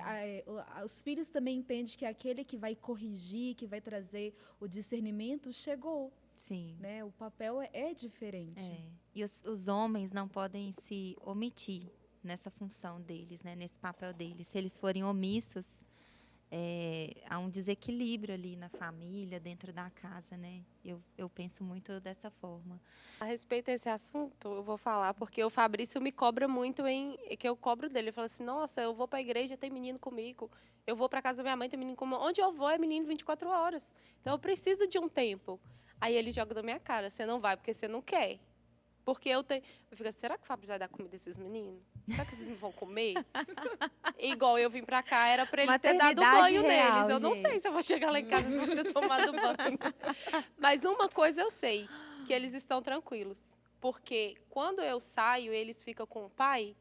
Quando eu volto, parece que nem tem menino em casa. Outro dia eu saio, eu falei com o Fabrício, é pra me sair? Então vou sair, então. Você me leva ali, foi ali na casa de uma amiga, eu fiquei lá de 7 horas da noite até 9h30.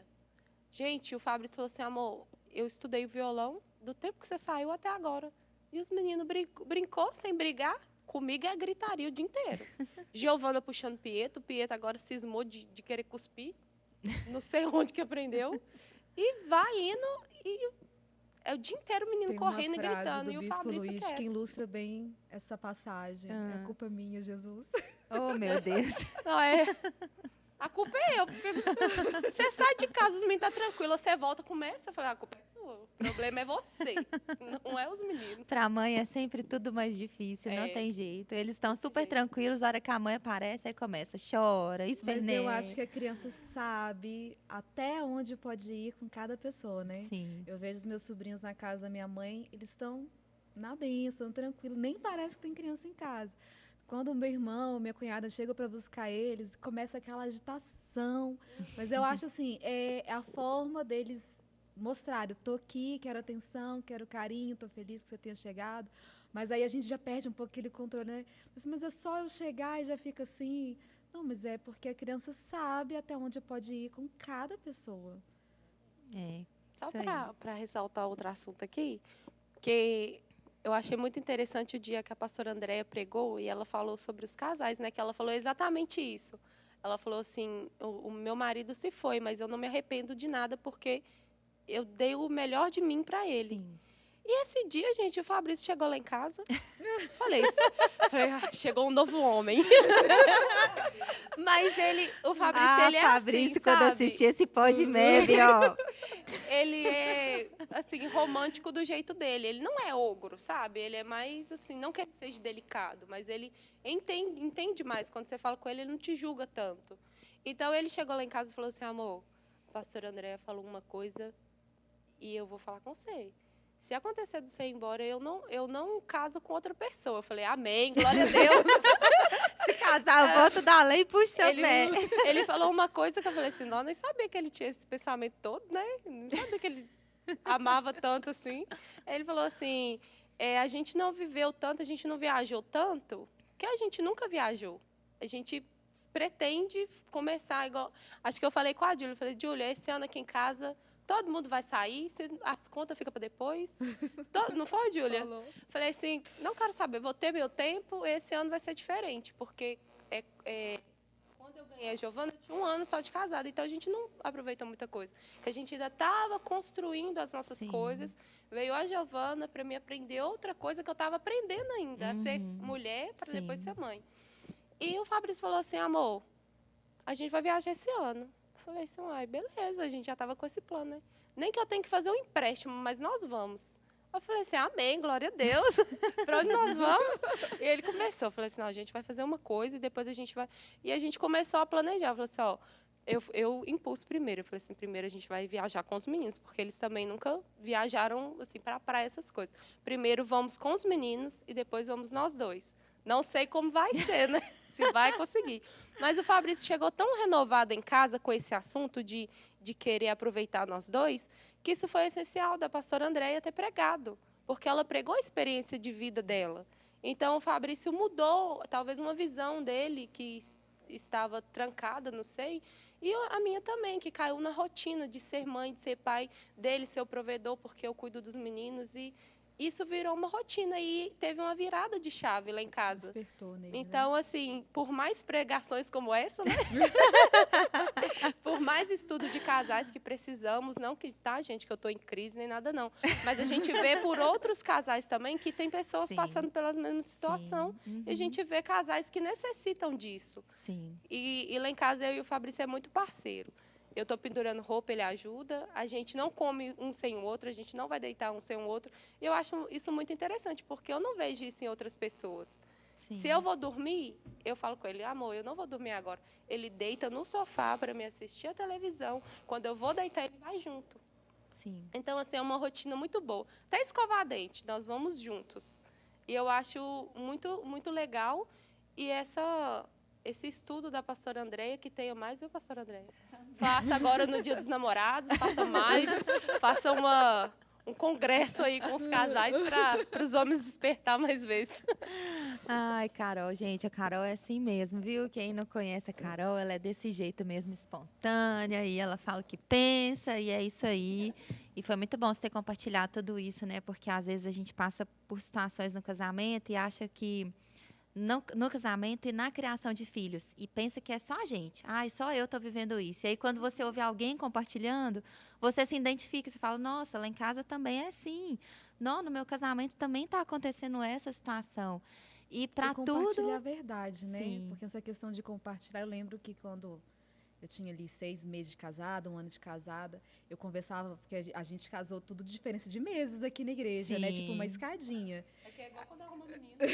Quando também. engravida todo Todo mundo. mundo. Quando foi casar, as pessoas não tinham mais roupa para ir nos casamentos, gente, porque todo mundo decidiu casar na Casamento mesma já é um época. evento comum, né? De Isso. se frequentar. E eu lembro que eu conversava com uma amiga, conversava com outra, e eu chegava em casa e eu falava, Gustavo, onde a gente está errando? Porque a gente não está vivendo Sim. nada disso que o povo está falando. É verdade. E aí o Gustavo falou assim, espera que vai aparecer. Então, o importante é compartilhar mesmo a experiência real de vida, né? Não tentar ocultar, porque a sua experiência ajuda o próximo, As né? pessoas contam só as partes boas, né? Isso, Como só se os diz, você vê só a falsos. vida ali de Instagram, que é a foto, a viagem, tudo, mas e aí, dentro de casa? E a vida real?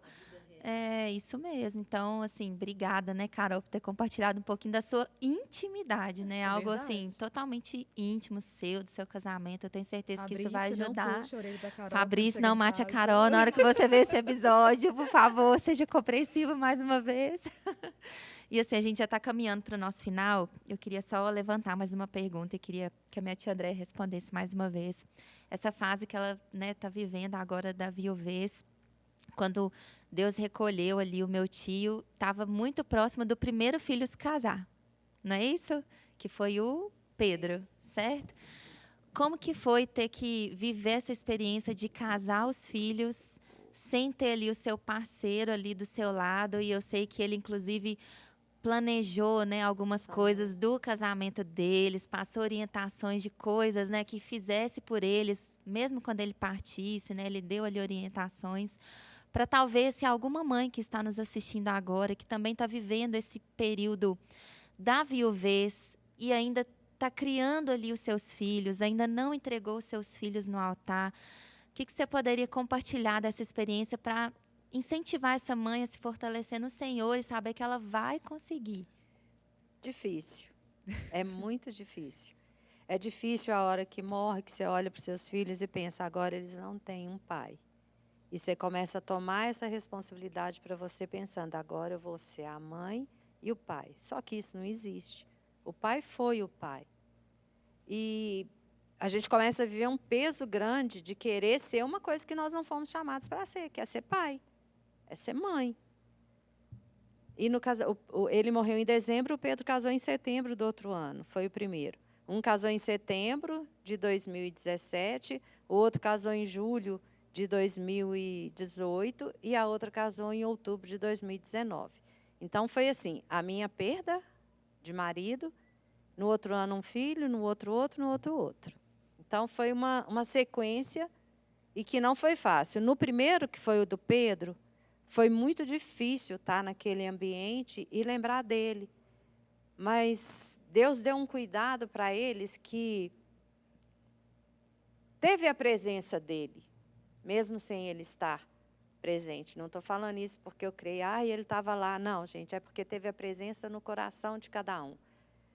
O Felipe e a Sara foram padrinhos do Pedro. E quando eles entraram, eu não sabia que eles iam entrar com um buquê para ser entregue. Eu não sabia que eles iam vir, eu não sabia qual música, mas eles entraram com a música preferida do meu marido. E isso foi assim, um momento no casamento que não teve quem não chorasse. Porque quando chegou lá na frente, eles se abraçaram e foi um momento de emoção mesmo no casamento. Eu creio que no casamento dos filhos, a gente sente muita falta, mas no casamento da filha, que entra com o pai, foi muito complicado para mim, para o meu coração. Mas Deus proveu tudo assim de uma forma que ela fazia um plano, mas no final Deus colocou os 2 irmãos para estar entrando com ela. Então, assim, de uma forma ou de outra, Deus vai suprindo a necessidade. A tristeza fica? Fica, claro. Como que eu não queria que ele tivesse presente, como que a minha vontade era assim, se ele pudesse estar um pouquinho lá, só para passar pelo casamento de cada um. Mas Deus tem os planos dele, né? Sim. Não são os nossos, não é o melhor aos nossos olhos de pensar assim, eu queria que ele tivesse, mas não estava. E Deus proveu de uma forma que, mesmo não sendo fácil, a gente conseguiu passar. Sim. E para tomar decisões?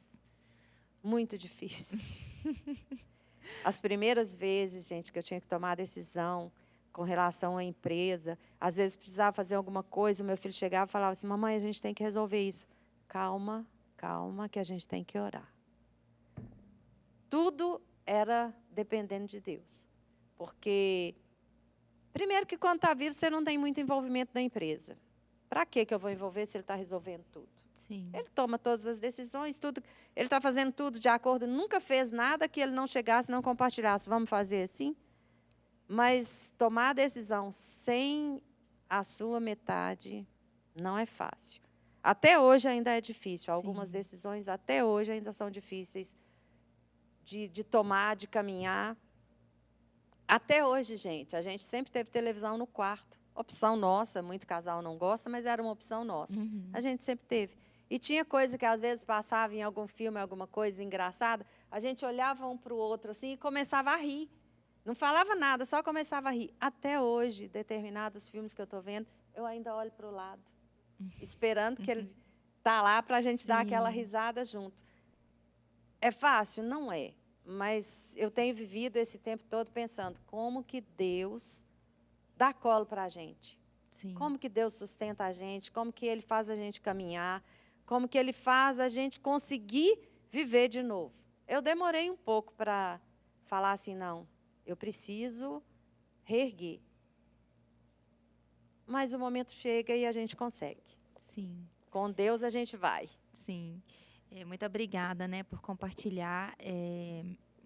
Eu conheço algumas pessoas, né, que têm vivido essa fase também de ter perdido, né, o esposo e ainda ter filhos ali, até na idade ainda escolar, que precisam de tomar decisões, né, que vai chegar um momento ali de entregar os filhos para um relacionamento, para um casamento. Então, achei relevante a gente falar um pouquinho sobre isso para encorajar essas mães e para elas saberem que, por mais difícil que seja, né, Deus vai colocando ali o consolo, o sustento, Ele vai estendendo as mãos para poder amparar nos momentos que talvez, né, chegar a pensar, agora eu não vou conseguir, agora não tem jeito, agora não tem solução. Né? Deus, Ele vai colocando o chão para você pisar. Porque tem momentos que parece que você perde o chão. E Deus vai colocando ali o chão para você pisar. Né? E só uma outra coisa, as noras Quando Deus prepara as noras e o genro, as minhas noras tinham que ser as minhas noras e o meu genro tinha que ser o meu genro. Deus sabe de cada coisa. Sim, sim. Fruto de oração, né? Sim. Amém. Então, pessoal, a gente já está caminhando aqui para o final do nosso bate-papo sobre maternidade, com maternidade real Real. aqui, ao vivo. Imagina, esse é o pequeno Davi que sentiu uma fominha ali, a mamãe precisou alimentar, Ele né? um pouquinho, né, Davi? E eu queria dar um testemunho do Davi. Sim. Né, Davi, como eu comentei, Davi ficou 51 dias no CTI. E Deus um dia me incomodou de dar uma lembrancinha para as meninas do CTI. Sim. Porque às vezes eu chegava lá, elas estavam com o meu maior presente, a minha herança que o Senhor me deu, que chama Davi. Sim. E elas estavam lá, eu chegava, o que foi que aconteceu? Não, a gente só quer dar colo. E ele sempre era o último que eles olhavam, porque eles gastavam mais tempo com Davi. Porque dava colo, chamego e por aí vai. E um dia eu cheguei meio assim do hospital e falei, ai, Senhor, meu marido estava dando aula de bateria, e eu falei, ai, Senhor, eu quero ver uma palavra hoje. Eu quero escutar, ver um culto ao vivo, e estava passando um culto. E a hora que eu liguei a televisão, falou assim, o pastor que estava pregando aquela vez, se você quer dar um presente para alguém, dê uma Bíblia. Eu falei, já sei o que eu vou dar uma Bíblia. E eu comprei 50 Bíblias. Nós distribuímos 50 Bíblias dentro de um CTI. Nossa. Teve Bíblia roubada, gente. Que isso? Roubada. E todas as Bíblias tinham um nome. E a menina que foi roubada, ela estava indo. Foi no dia que engraçado, que eu peguei essas Bíblias e levantei e falei, amor, hoje eu vou levar as Bíblias. Ele, por quê? Eu falei, porque hoje eu quero. Eu falei assim, mas por quê? Eu falei, não, porque hoje eu quero distribuir essas Bíblias, é hoje. E era o dia da prematuridade, que foi dia 19 de novembro. E a hora que eu cheguei no CTI, a chefe do CTI virou para mim e falou assim, vou ficar livre de você hoje. O Davi ganhou alta. Pronto, aquilo ali para mim foi a melhor bênção, que especial, tão sonhada alta que a gente brinca. E eu falei, que bom, foi o dia que eu trouxe uma lembrancinha para todas vocês. E aí eu coloquei e comecei a distribuir. E a hora que eu estava indo na hora do almoço, que eu tirei o leite e tal, ela falou assim, mas o Davi vai subir só depois do almoço. Eu falei, não tem problema, eu vou em casa buscar minha bolsa e a dele e meu marido também. E aí, a hora que eu estava indo embora, ela falou assim, só porque eu sou ateu, eu não vou roubar a minha Bíblia? Eu falei, não seja por isso. A sua Bíblia vai vir depois do almoço. Ela falou assim, mas não vai ter meu recadinho? Eu falei, vai, eu faço o seu recadinho agora. E depois que o Davi ganhou alta, eu descobri que apenas 20% das Bíblias que receberam eram cristãos. Nossa, O resto tudo era espíritas, ateus e por aí vai. que bênção. E aí a gente vê o trabalho do Senhor.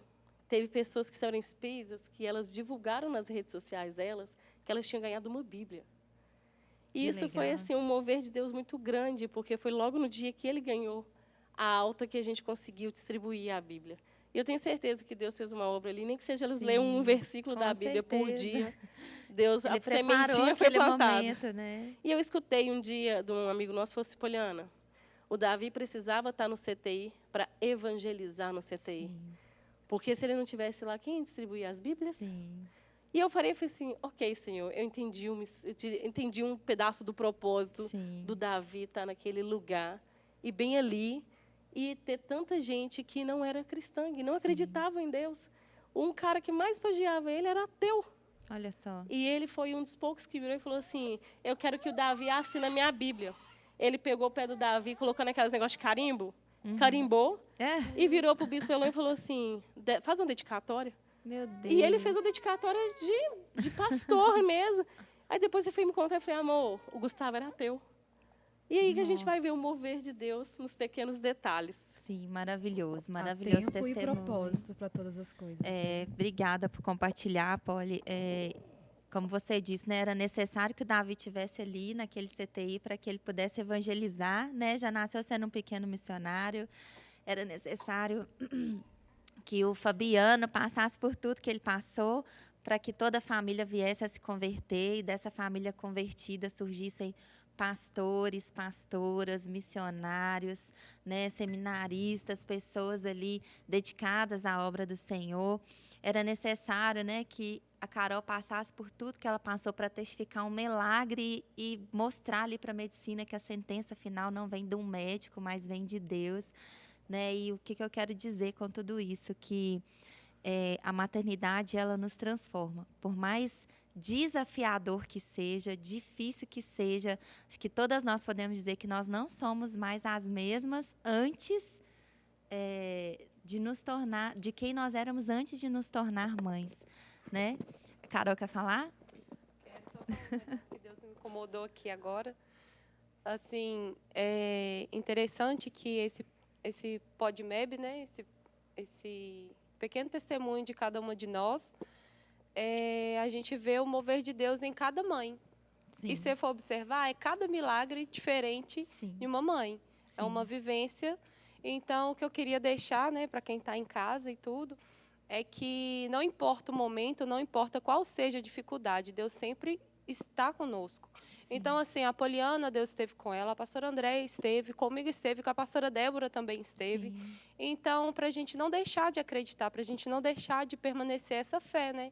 Não parar de crer, porque se Deus esteve conosco em cada momento, no seu momento também Deus vai estar. Sim. Então, é só essa pequena... Isso aí. O Espírito Santo me incomodou para falar. Essa mensagem final. Isso. Amém. Vou pedir às Amém. meninas para poder compartilhar uma mensagem final também para as mamães que estiverem nos assistindo. O que vocês poderiam dizer, né, para as mulheres que estão nos ouvindo agora, assim, para finalizar, sobre a maternidade, sobre os desafios que a gente enfrenta no dia a dia como mãe? Mãe, você pode estar passando por um momento difícil, você pode achar que a fase está difícil, que não vai passar, mas passa.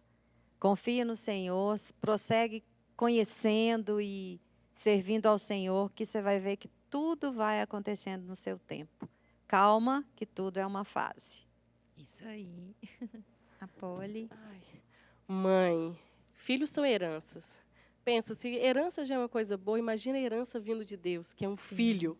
Sim. Né? Então, como a pastora Andréia falou, vai ter momentos difíceis, vai ter momentos, né, que vai ser muito desafiador, mas é muito bom ser mãe. Sim. Olha aí essa lindeza. Né, esses barulhinhos, esse sorriso, a hora que você olha e fala, bom dia, filho.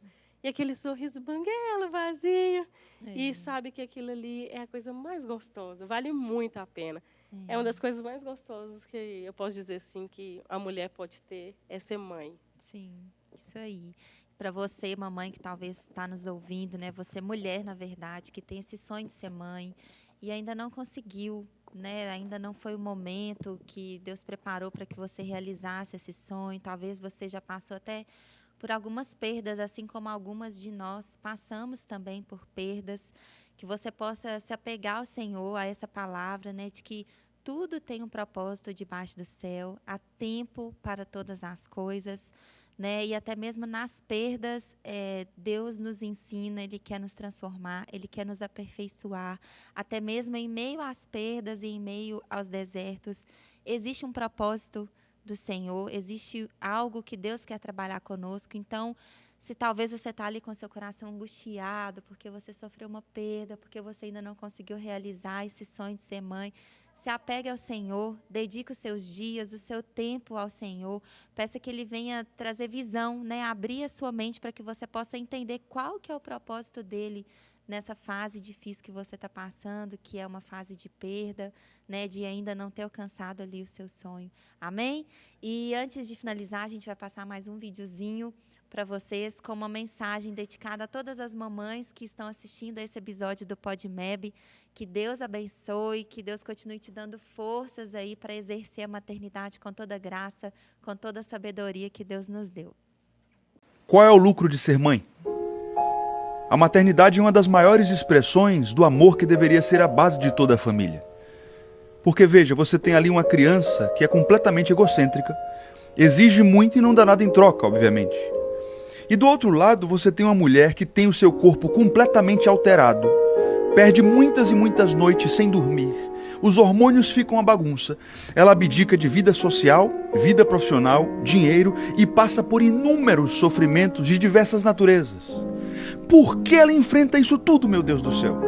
A minha pergunta é, em troca de quê?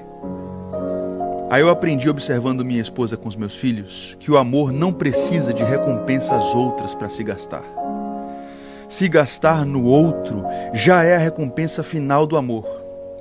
Porque o amor entendeu que para que o outro possa viver eternamente, vale a pena morrer. O amor está sempre disposto a doar a sua própria vida para que a pessoa amada alcance a imortalidade.